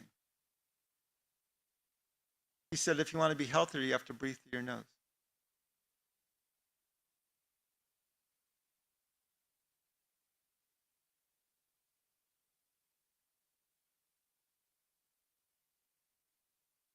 If you Google the definition of the word nature,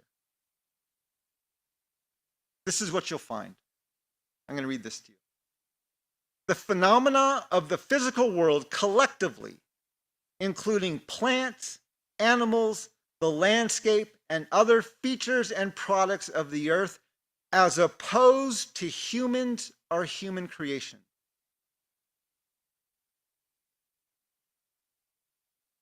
You hear that? As opposed to humans or human creations. Western culture does not see itself as a part of nature. Let that sink in for a moment. It doesn't see itself as a. Why do you think our creation, this world is being destroyed? Because Western culture has two views of nature. One, exploit it for profit, or two, protect it and don't touch it.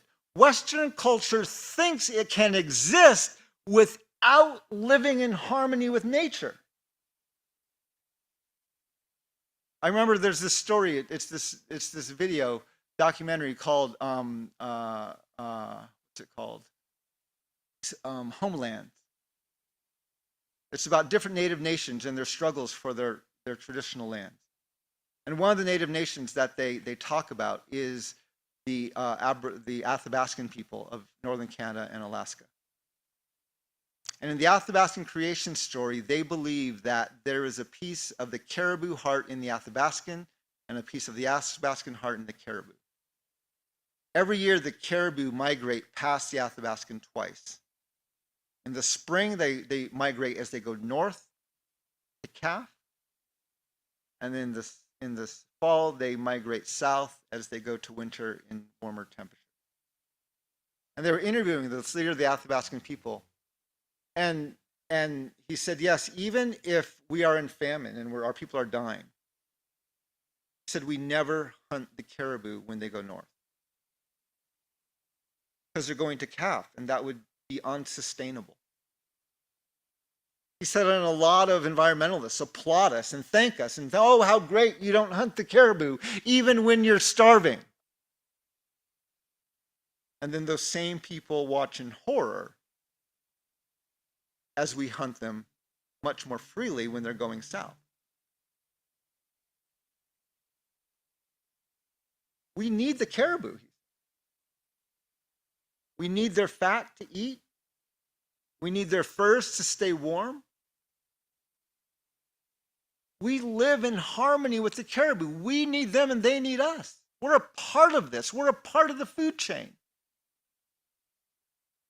And so we don't hunt them in the spring, but we obviously hunt them in the fall. Environmentalists want to put nature behind glass and not touch it. Another friend of mine, I forget which tribe he's from, I was talking with him years ago. His father, an elder in their community, they asked him, they said, what do you think of all these Bilagana, all these white people living in your land? He said, they'll leave. What do you mean they'll leave? They've been here for hundreds of years. What do you mean they'll leave? Well, once the resources are all gone and the land's exploited, they'll leave. And then we'll nurse, the indigenous people will nurse our land back to health. Look at what's happening now. Where are the billionaires going? Space. Musk is planning to nuclear bomb Mars to build an atmosphere there. I've read. Right? Why? Because Western culture does not believe it is a part of nature.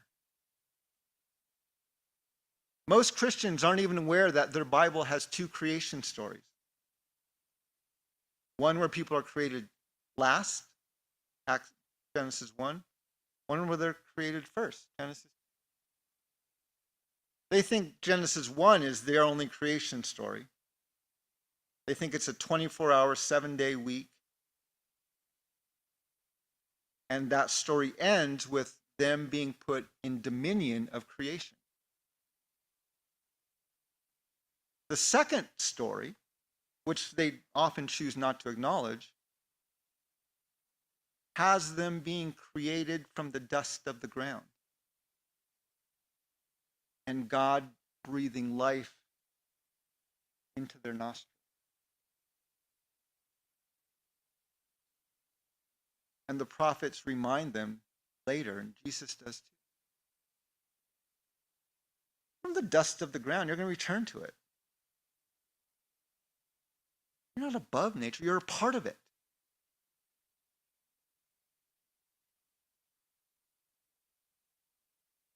My brothers and sisters, we are living in an elder-free society.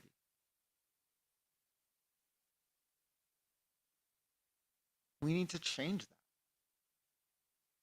I immediately regretted that I grew up not listening to the wisdom of my elders.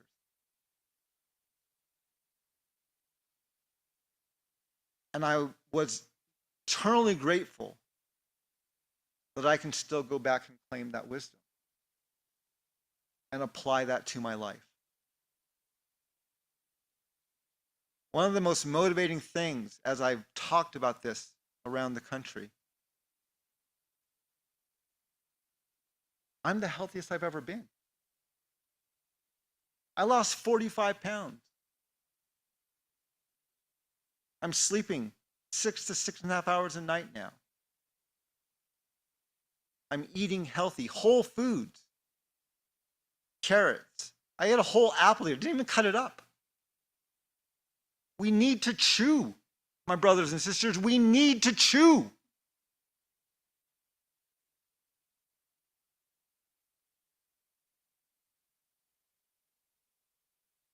I'm not listening to scientific knowledge. I'm heeding the teachings of indigenous wisdom.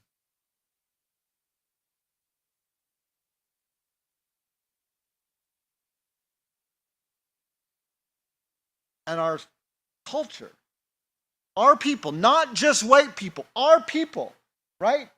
On the reservation, Diabetes is an epidemic.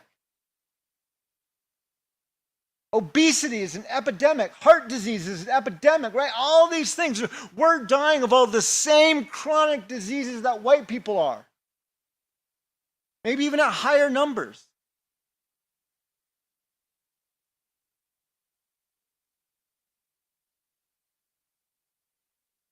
And it's because we've allowed them. I will admit, they forced us into our cages of convenience. But we're also choosing to stay there. And I realize one of the most motivating, or one of the things that gives me the greatest amount of integrity as I talk about this is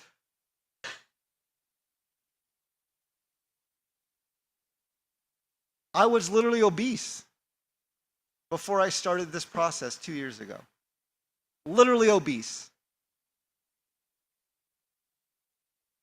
And now my body's completely different.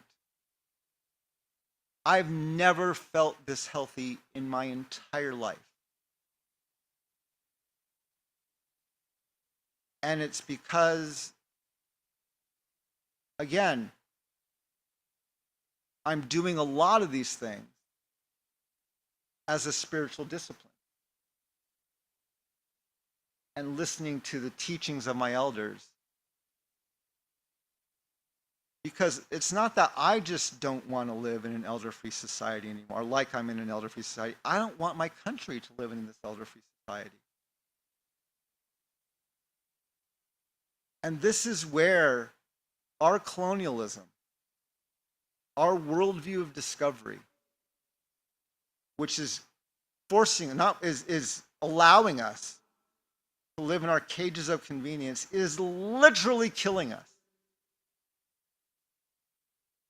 And it doesn't need to, my relative. But if we want to get out of it,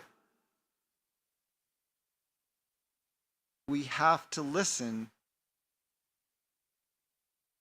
to the wisdom of our elders. Proverbs 20:29 says, the glory of young men is their strength. Our country is definitely strong. But the splendor of old men is their gray hair.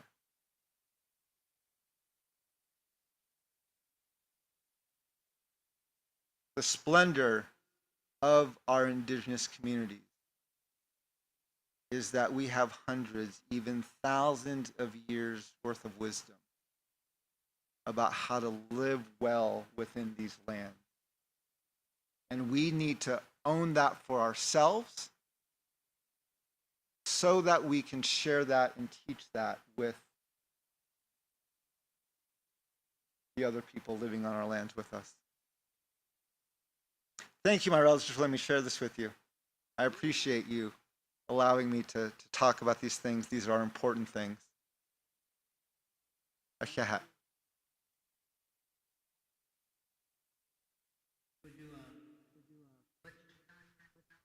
Thank you very much for your sharing. For a moment, we will go into another stillness time. That will give us a moment to gather any of our thoughts that we'd like to share of what was shared tonight. So I'm going to go ahead and call on Brian to offer his Native American flute music so that we may have a moment. So go ahead and take it away, Brian.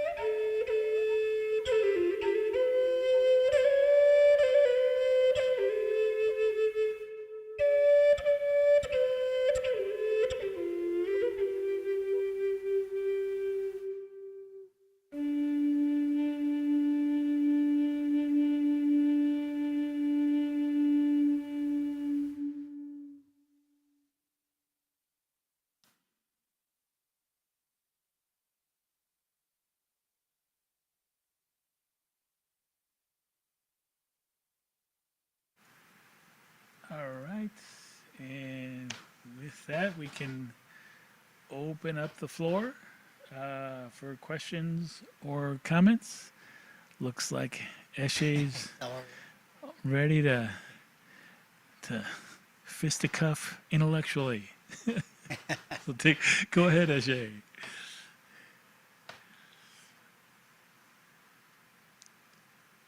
Yeah, I don't know if I was first or not. I saw there was 3 other hands, so I don't want to cut anyone off.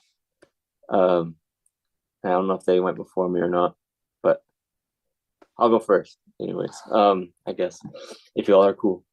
No, I was just thinking about mentioned a book in the chat. I don't know if you ever read the book called Seven Circles, The Seven Circles. But it's kind of talking about some of the things you were talking about tonight. I haven't gotten too deep into it, but it did have like a chapter just on movement and stuff.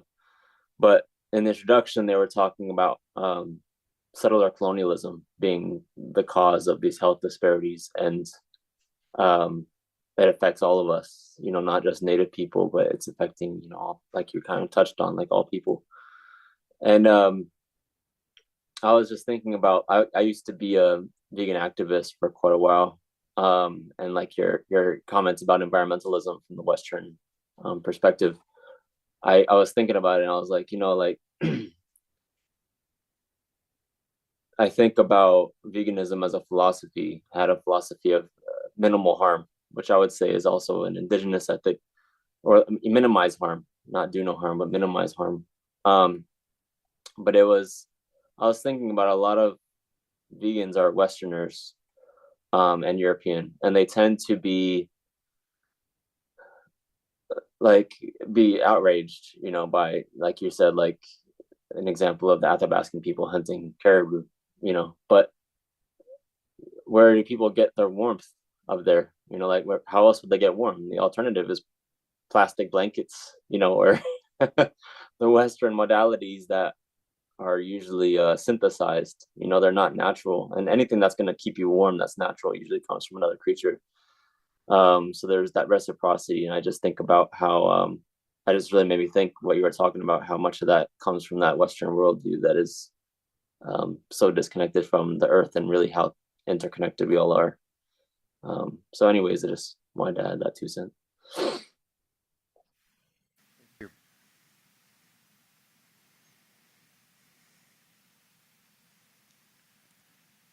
Go ahead, Karen. Thank you so much, Mark. That was really fantastic. I have studied nutrition since I've been 12. It was a hobby I got into, and I've never quit. And I've had special needs children that are all healthy now. And so I've learned a lot over the years myself. I wanted to just share that I just found this last week. You were talking about the hunter and gatherer tribe in Africa. There was a gentleman that was in England, and he wanted to see if he went to a hunter-gatherer tribe and ate their food for 3 days, would it make any impact on the variety of bacteria in his intestines? So he had himself checked before he went, and then he ate whatever they gave him for 3 days. That was it, just 3 days. And he said it was a wide variety of foods.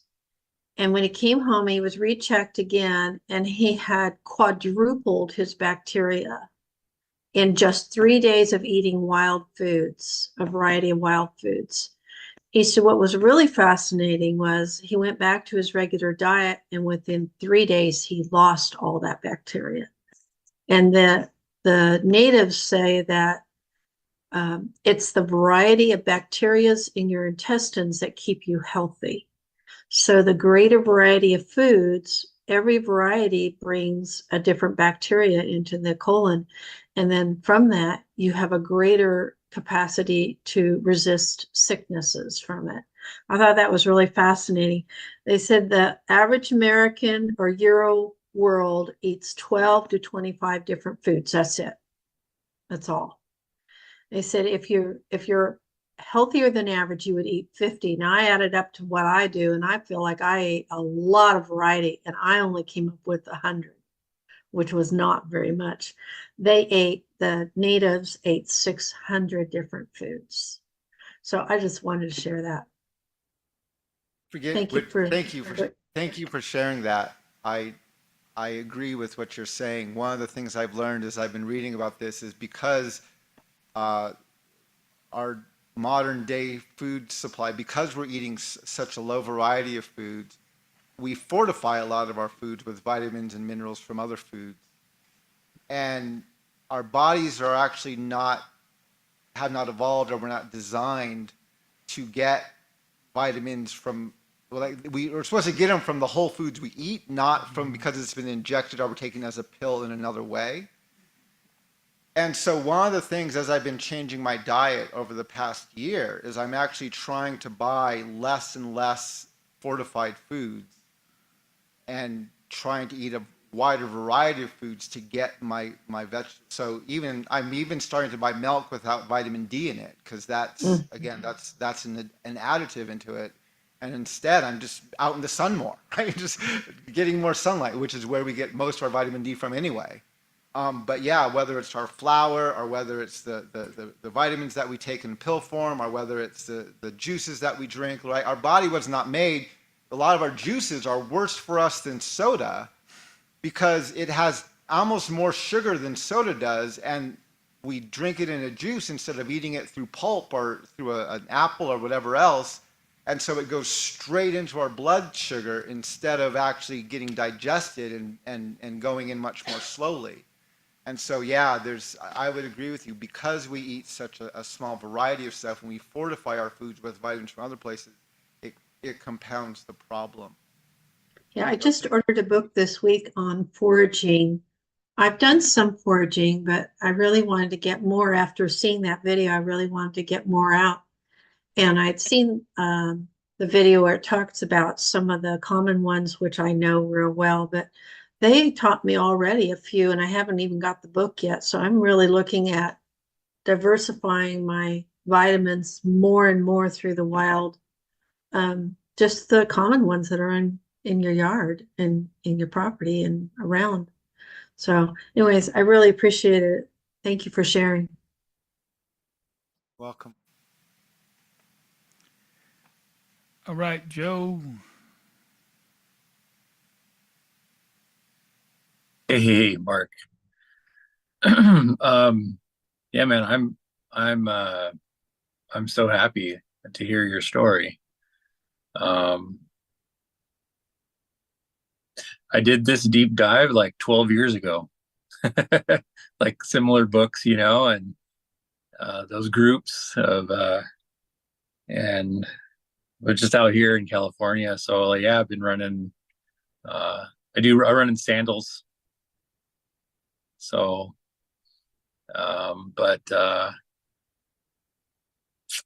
yeah, I don't know if you're ever out this way, like go for a run, show you some trails.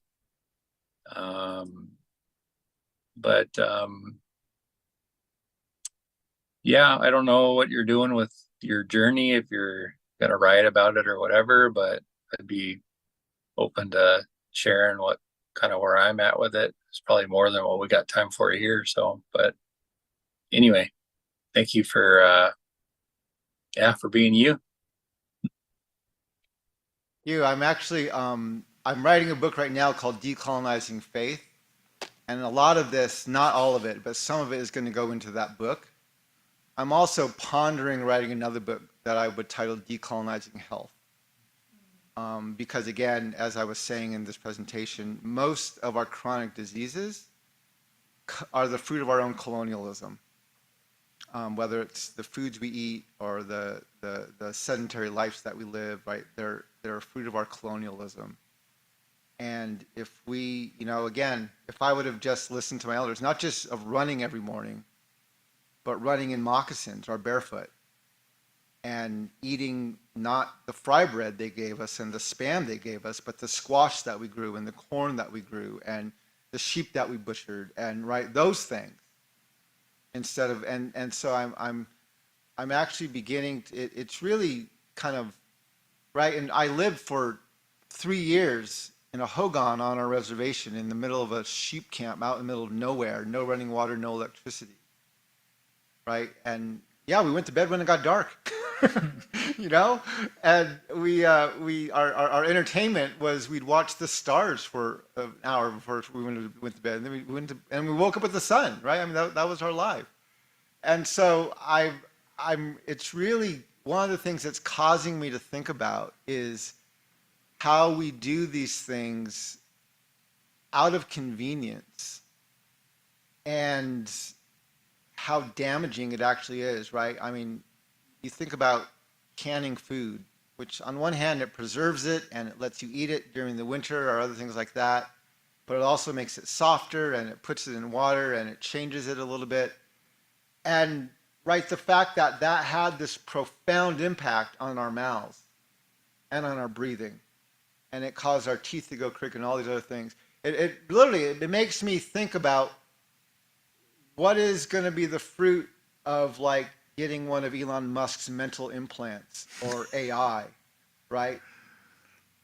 It's like if just not chewing can screw up your breathing, what's storing your memories in a computer bank going to do, right? I mean, it literally, there's, I don't want to get a conspiracy theory going here, but it made me a lot more,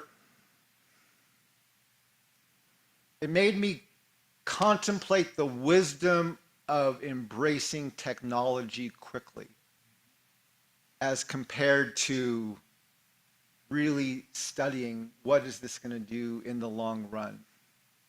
And that's not the questions we ask, especially in Western culture.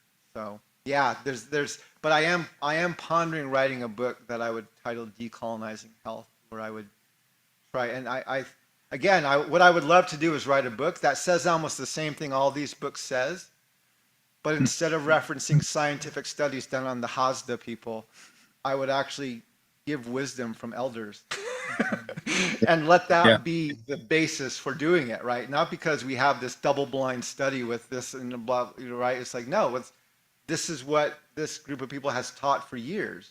Yeah. And let's live by that. Let's let that be the base of our wisdom instead of this scientific study. Yeah.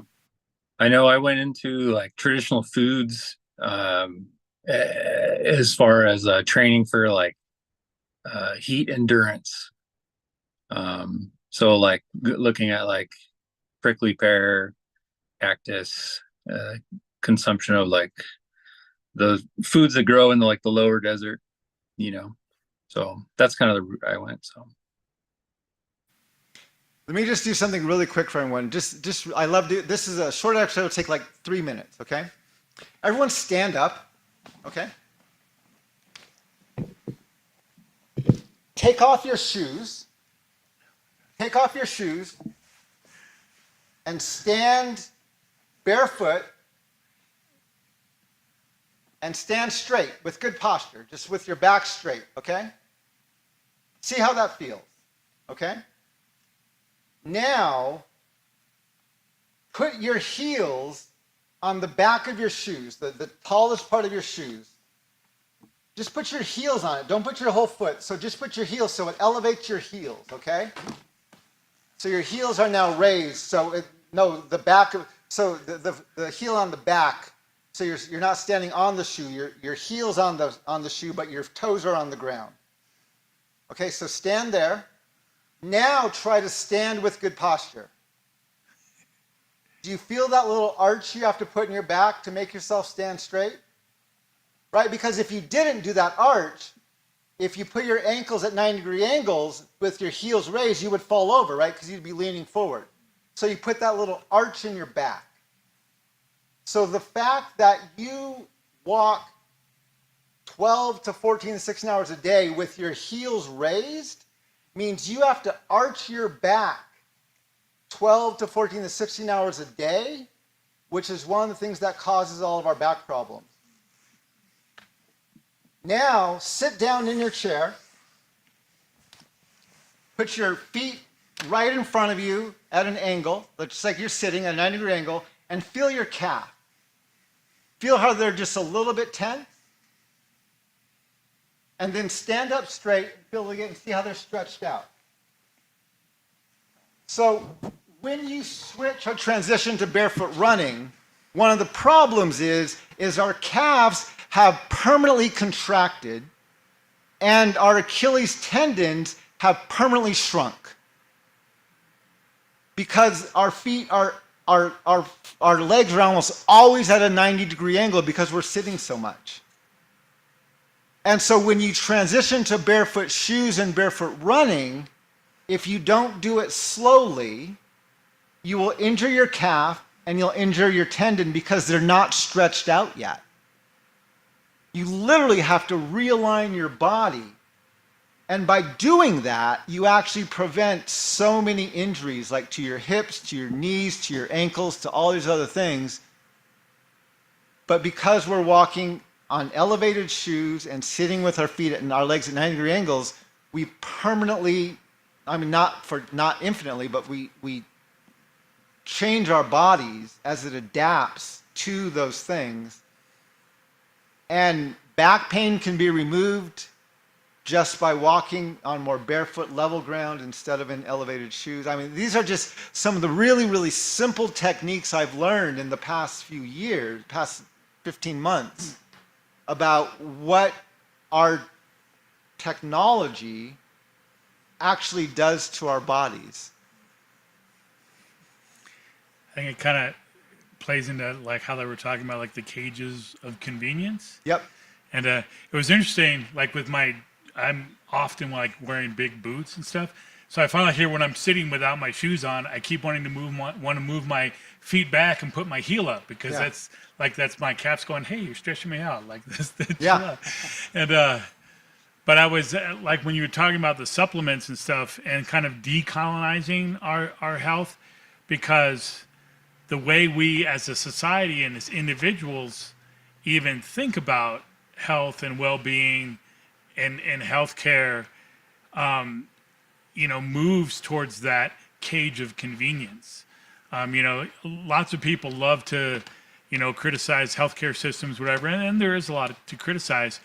But, part of it is that, we as people don't want to spend a whole lot of time with our doctors. Like, if the doctor starts talking to somebody about, oh, hey, if you change your diet and add these things in, you'll get these other minerals. And, most of the time the patient's like, can't you just give me a pill for that? Yeah. They don't want to do the holistic work of changing their lifestyle.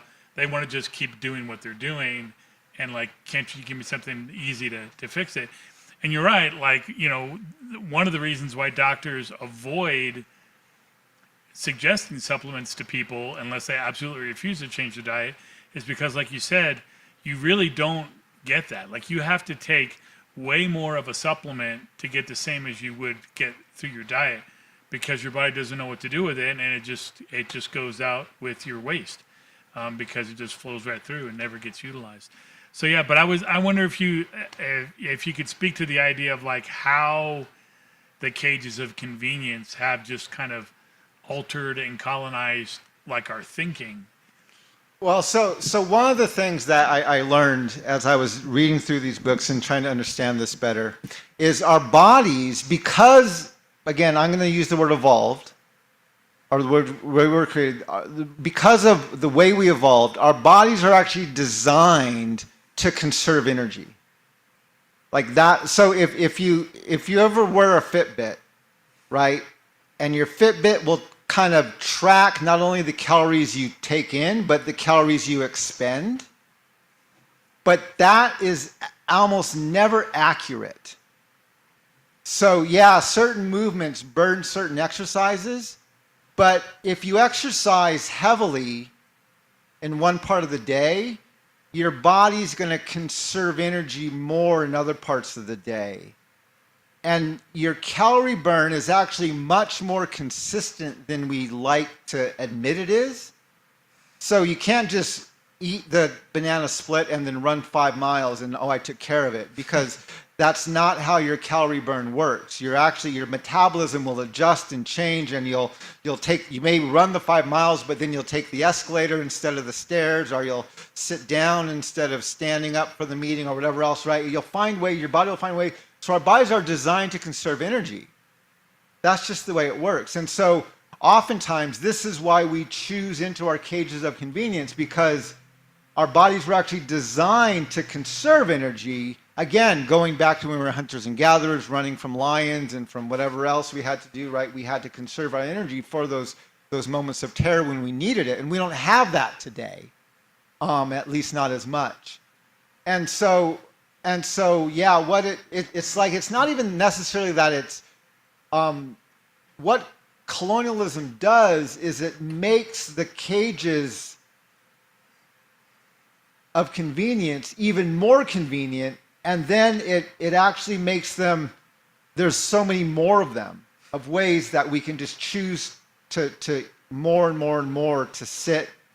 And so whether it's the beds we sleep on or the chairs we sit in, or all the things, right, that are meant to like help you relax. But your body, and Katie Bowman talks about this, where our bodies weren't designed to sleep in beds. They were designed to sleep on the ground. And pillows are actually, right, they're not designed to that. Our bodies are designed to sleep on the ground, on hard surfaces, and that's the way we've slept for hundreds of thousands of years. And so she said, think about how the fact where if you get the wrong bed and you wake up sore, it's like, so our bodies are used, and one of the reasons, like, even, how can I say this? So sitting on the floor is better for you than sitting in a chair. Not just because you're not just at the same angle, but when you're on the floor, you get uncomfortable quicker, so you move more. You adjust positions more, whereas our chairs were designed so we could sit here without moving for 12 hours, right? And our bodies were not designed to sit in any position for 12 hours. Even when we sleep, we're supposed to move around. She said, so think about the fact that you wake up because you slept in your bed and you're sore the next day. It's like your body can't even handle lying in a feather mattress. That's how weak it is, right? And she said, look at our shoes. We have these shoes that have arch support and ankle support and heel support. If you've ever broken an arm and you take your arm out of the cast after it's broken, your arm's atrophied, right? It's gotten thinner, it's gotten hairier, but it's really thin because you haven't used those muscles in a while. She said, that's what has happened to our feet. Because we wear shoes with arch support, with heel support, with crunch up toe, our feet have literally atrophied, which is why we injure them so much. And so, yeah, what I think, and so the way it becomes colonial is they found ways to make money off of these things, to get us to spend money on these things that are actually making us weaker and sicker and more chronic diseases. And then it becomes a self-perpetuating cycle, because then they sell you the same medicines to like help you, to fix the pills to fix you, right? It's not about eating the whole food. So now you fix it with and so it becomes this cycle. So that's where the exploitation of the economic colonialism really kind of goes into that. It self-perpetuates it, or it perpetuates itself and makes it very, very circular. And so, yeah, it's when you put the economic piece behind it, that's what really makes it colonial, I think. That's one of the ways it gets very, very colonial, because now, like I said earlier, the food we eat was not designed to nourish us and make us healthy. It was designed to sell more. I ate a Wendy's hamburger for the first time in who knows how long today, because it was convenient. I missed lunch.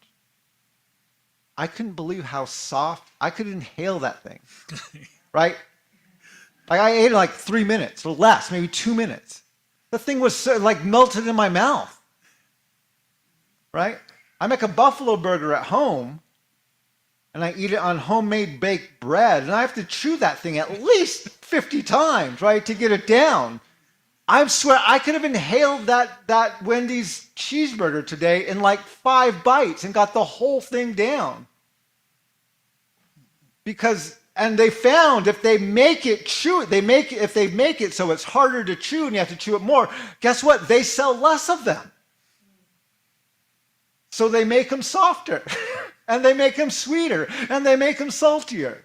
And all of these foods were designed not to nourish us and strengthen us and keep us out of the hospital, but to sell more food.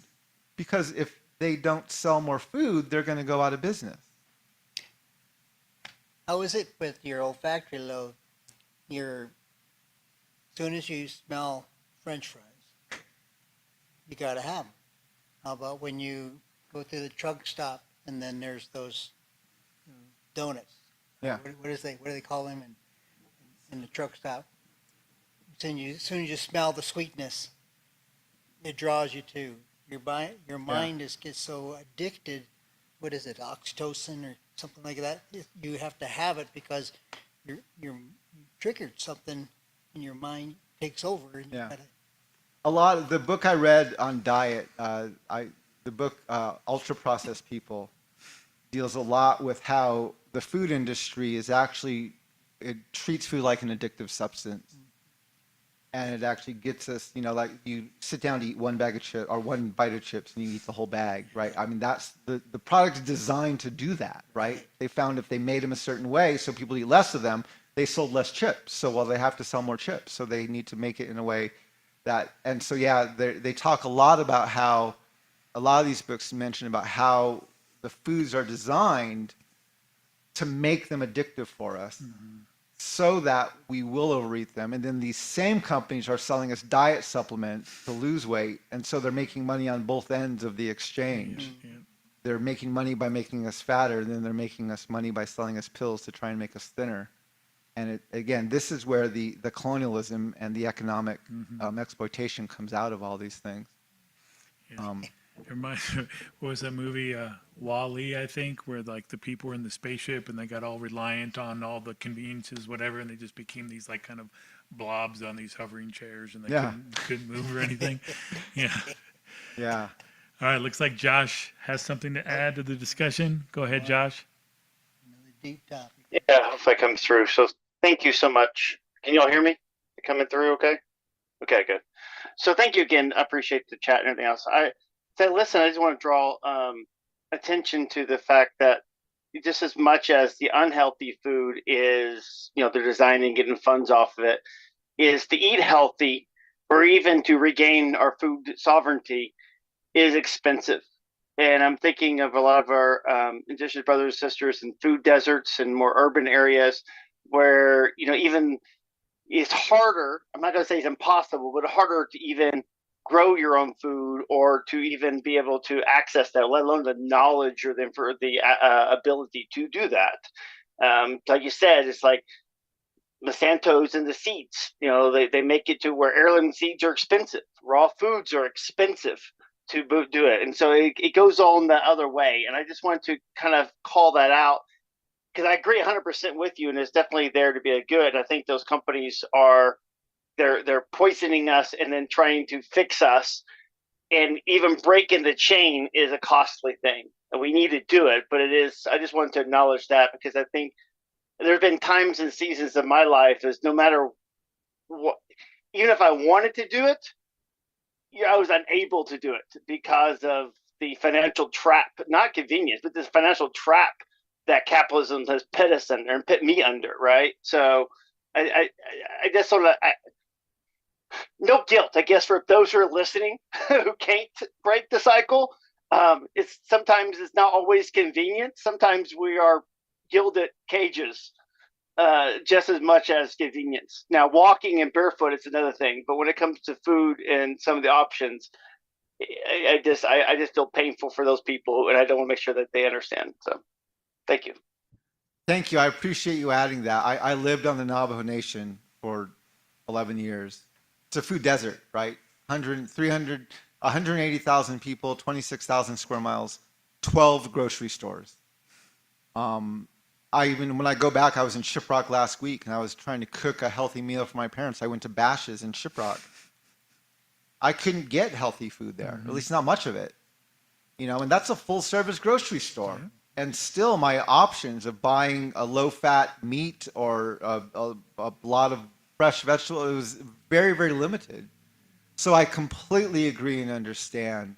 And I think that's one of the things, and I'll just be honest with this, as I read the books on the multinational global food industry, it's overwhelming.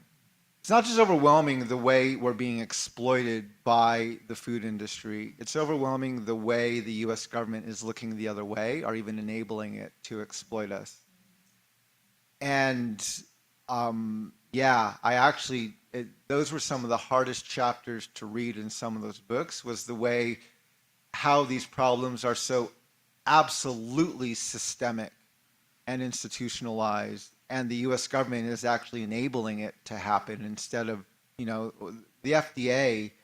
I won't even go into the horror stories I've read and learned about the FDA and what they do and don't do to hold these multinational food conglomerates accountable to even what they put on their labels, right? And even what they deem as a healthy additive into food, which is, one thing I have done a lot more as I start to do this is I read even the ingredients in my food, right? And what's on there, and what am I putting into my body? And it's hard. I'll agree. Fortified flour with 20 different additives in it. You go and buy a bag of all-purpose flour, which is fortified with vitamins and has like 20 things on the ingredient list of all-purpose flour. A 4-pound bag costs like $3.50.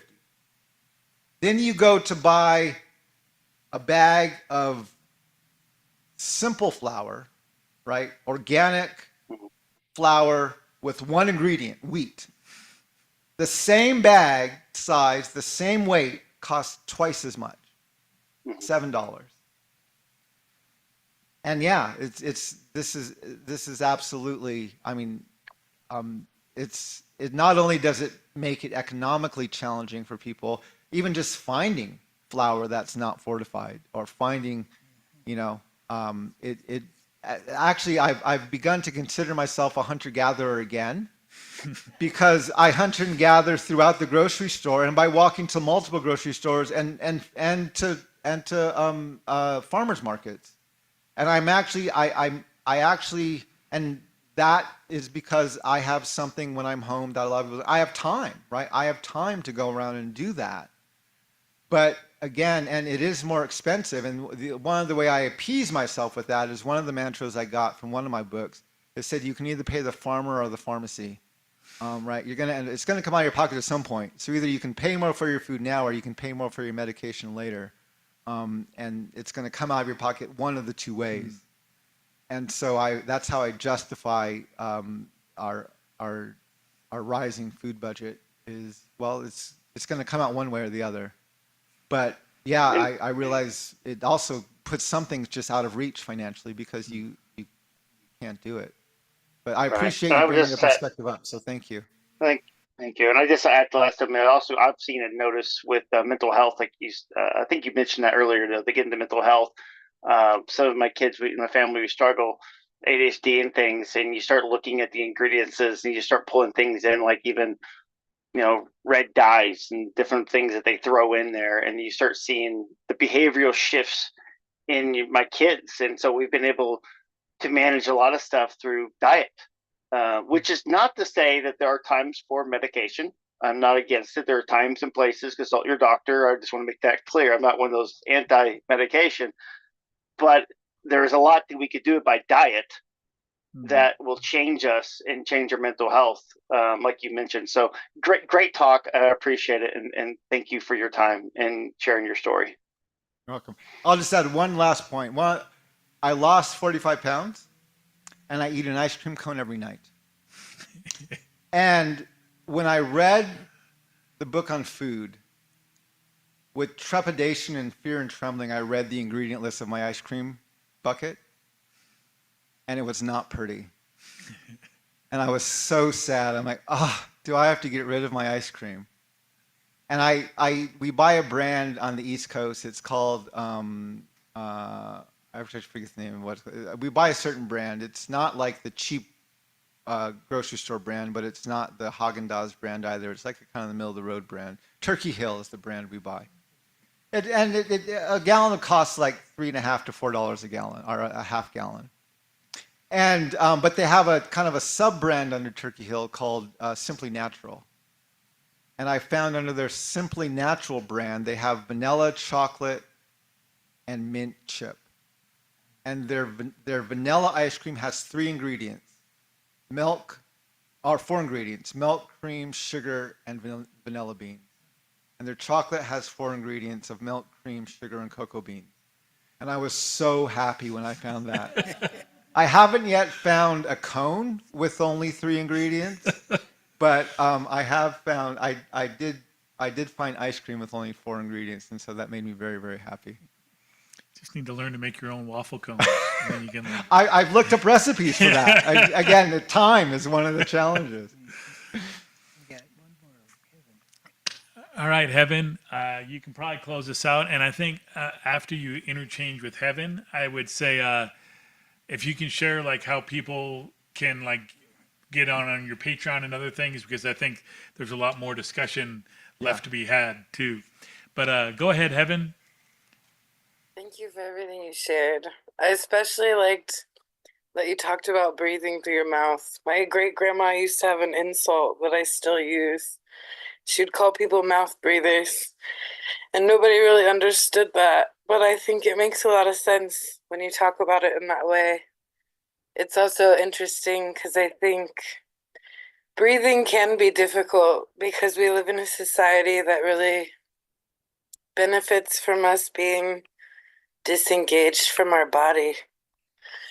And we train children that from a very young age, and we don't realize that we do that.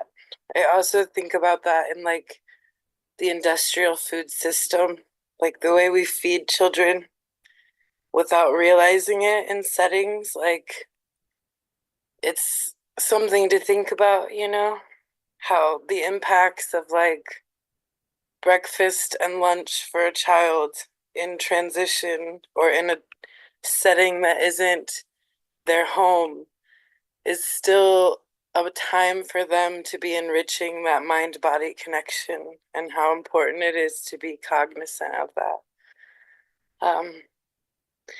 I also really liked what you shared about the sunrise and how important being aware of your role in the creation is. And that was beautiful. Thank you for sharing everything you shared. I like the comment that the gentleman made just before this of, I want people to understand, and please hear me, I'm not speaking as a medical expert on any of these things. I've read some books, I've talked to my elders about indigenous wisdom, and I've done some things with my own life, but I've also, I don't want anyone to do things that feels risky to you. So if you're thinking about making big changes, please understand the risks and even talk to your doctor about those things. I don't want to come off as a medical expert on any of these things. But I did want to share my own story, my own experience, and what I've learned over the past few months. And this was a great place to do that. If you want to, can you share my screen? Because I do have, let me share my screen in a minute, see if I can do that. Yeah, you should And be this will give people a way to get a hold of me if you would like to. Let me see if I can do this. So this QR code brings you to a bunch of links for my work. You can buy signed copies of my book, Unsettling Truths. I also sell what are called my book study specials, where if you buy 10 copies from my website for the purpose of doing a book study, I'll give your book study a free virtual 45-minute Q&A as you go through the book. And then there's also links, I think, on there to my Patreon site. Patreon is one of the best ways to support my work. I don't monetize my social media because I don't want to give advertisers any influence over what I say or don't say. And so on Patreon, people can subscribe to different tiers of my Patreon, and that supports me more directly. And it really helps keep my voice independent. So if you like that, I have tiers there where I talk about my new book, Decolonizing Faith. I have tiers where I lay out other lectures I've given. I have a monthly Q&A on there where people can join and just have a Q&A. I've been doing it for 3 years, so there's 3 years worth of content. So if you subscribe to a tier even for a month or two, you can stream all that content as much as you can during that month if you want to. And there's other links to other things. My podcast, which is called My Second Cup of Coffee, is out there. Other videos and stuff I've done, but you can get all those links through this QR code. I heard it was now your second pot of coffee. No, I've actually been drinking less coffee now. It's still my second cup of coffee, but my cups are getting smaller. And one of them is black coffee, and my second cup is now with cream. I used to have both with cream, and now my first cup is just a plain black coffee now. So anyway, but yeah, there's a lot of ways you can connect with me, and I'm very grateful for this chance to share this with you. So thank you, everybody. It's been an honor to be with you this evening. We do our virtual wave. Virtual applause.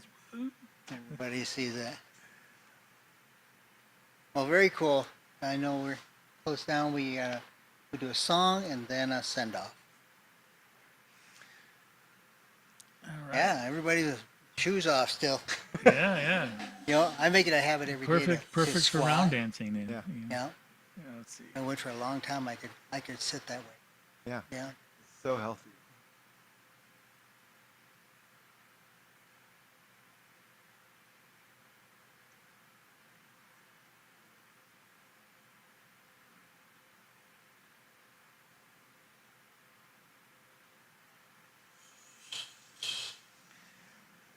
All right, and as always, feel free to sing, play, and dance along. Let me untangle my wire from my huge boots. And,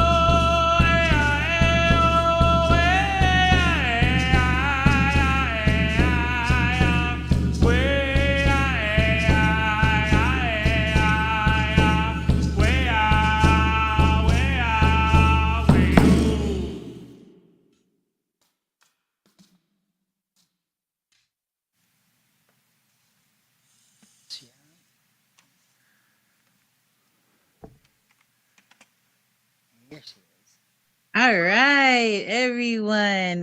Great dancing, great singing. Hey, I can feel y'all dancing through the screen. Hey, yes, thank you. Big round of applause for Mark Charles. Hey, yay! All right, thank you. Thank you for coming out and sharing really good insight with us and teaching us a little something tonight. Thank you. Thank you very much. um, so I will be doing our send off blessing. Hey, and yeah, so if y'all would join with me, we'll send us off for another great week. Hey. All right. Oh, let me see that one. All right. Thank you, Heavenly Father, for gathering us here tonight. I want to thank you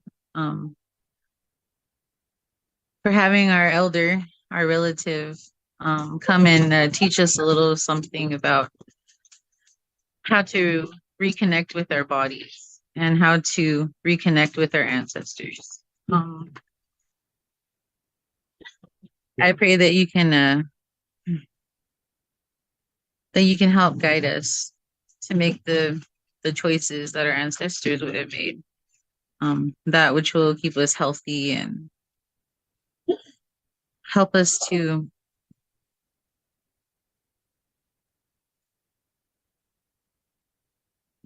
come back to our true selves. I want to thank you for just the reminders and the teachings that we have tonight. I pray that you help us to move our bodies more and to be able to breathe through our nose, and that we grow closer with our communities to be able to make the better food choices and help us to help one another. I want to thank you again for this wonderful night, and may this week be filled with opportunities and chances to make the good decision. I ask all these things in your son Jesus' name. Amen. All right, thank you, Pedadaka. Thank you, everyone, for sharing and coming on tonight. I know we got one on long. We lost a few of our East Coasters, but that happens. I know sometimes they'll watch the podcast. They'll watch the YouTube or Facebook Live next week or so. That's when we get a lot of our responses, and people the following week they watch. So thank you all. Love you all. Have a good evening. Take care. We'll see y'all next time. Little gift for you. Oh, thank you. Yeah. Not a whole lot to tell, but keep coming, or it'll get bigger and bigger. There we go. That was fun. I know. Everybody's gonna walk around without shoes. Yeah.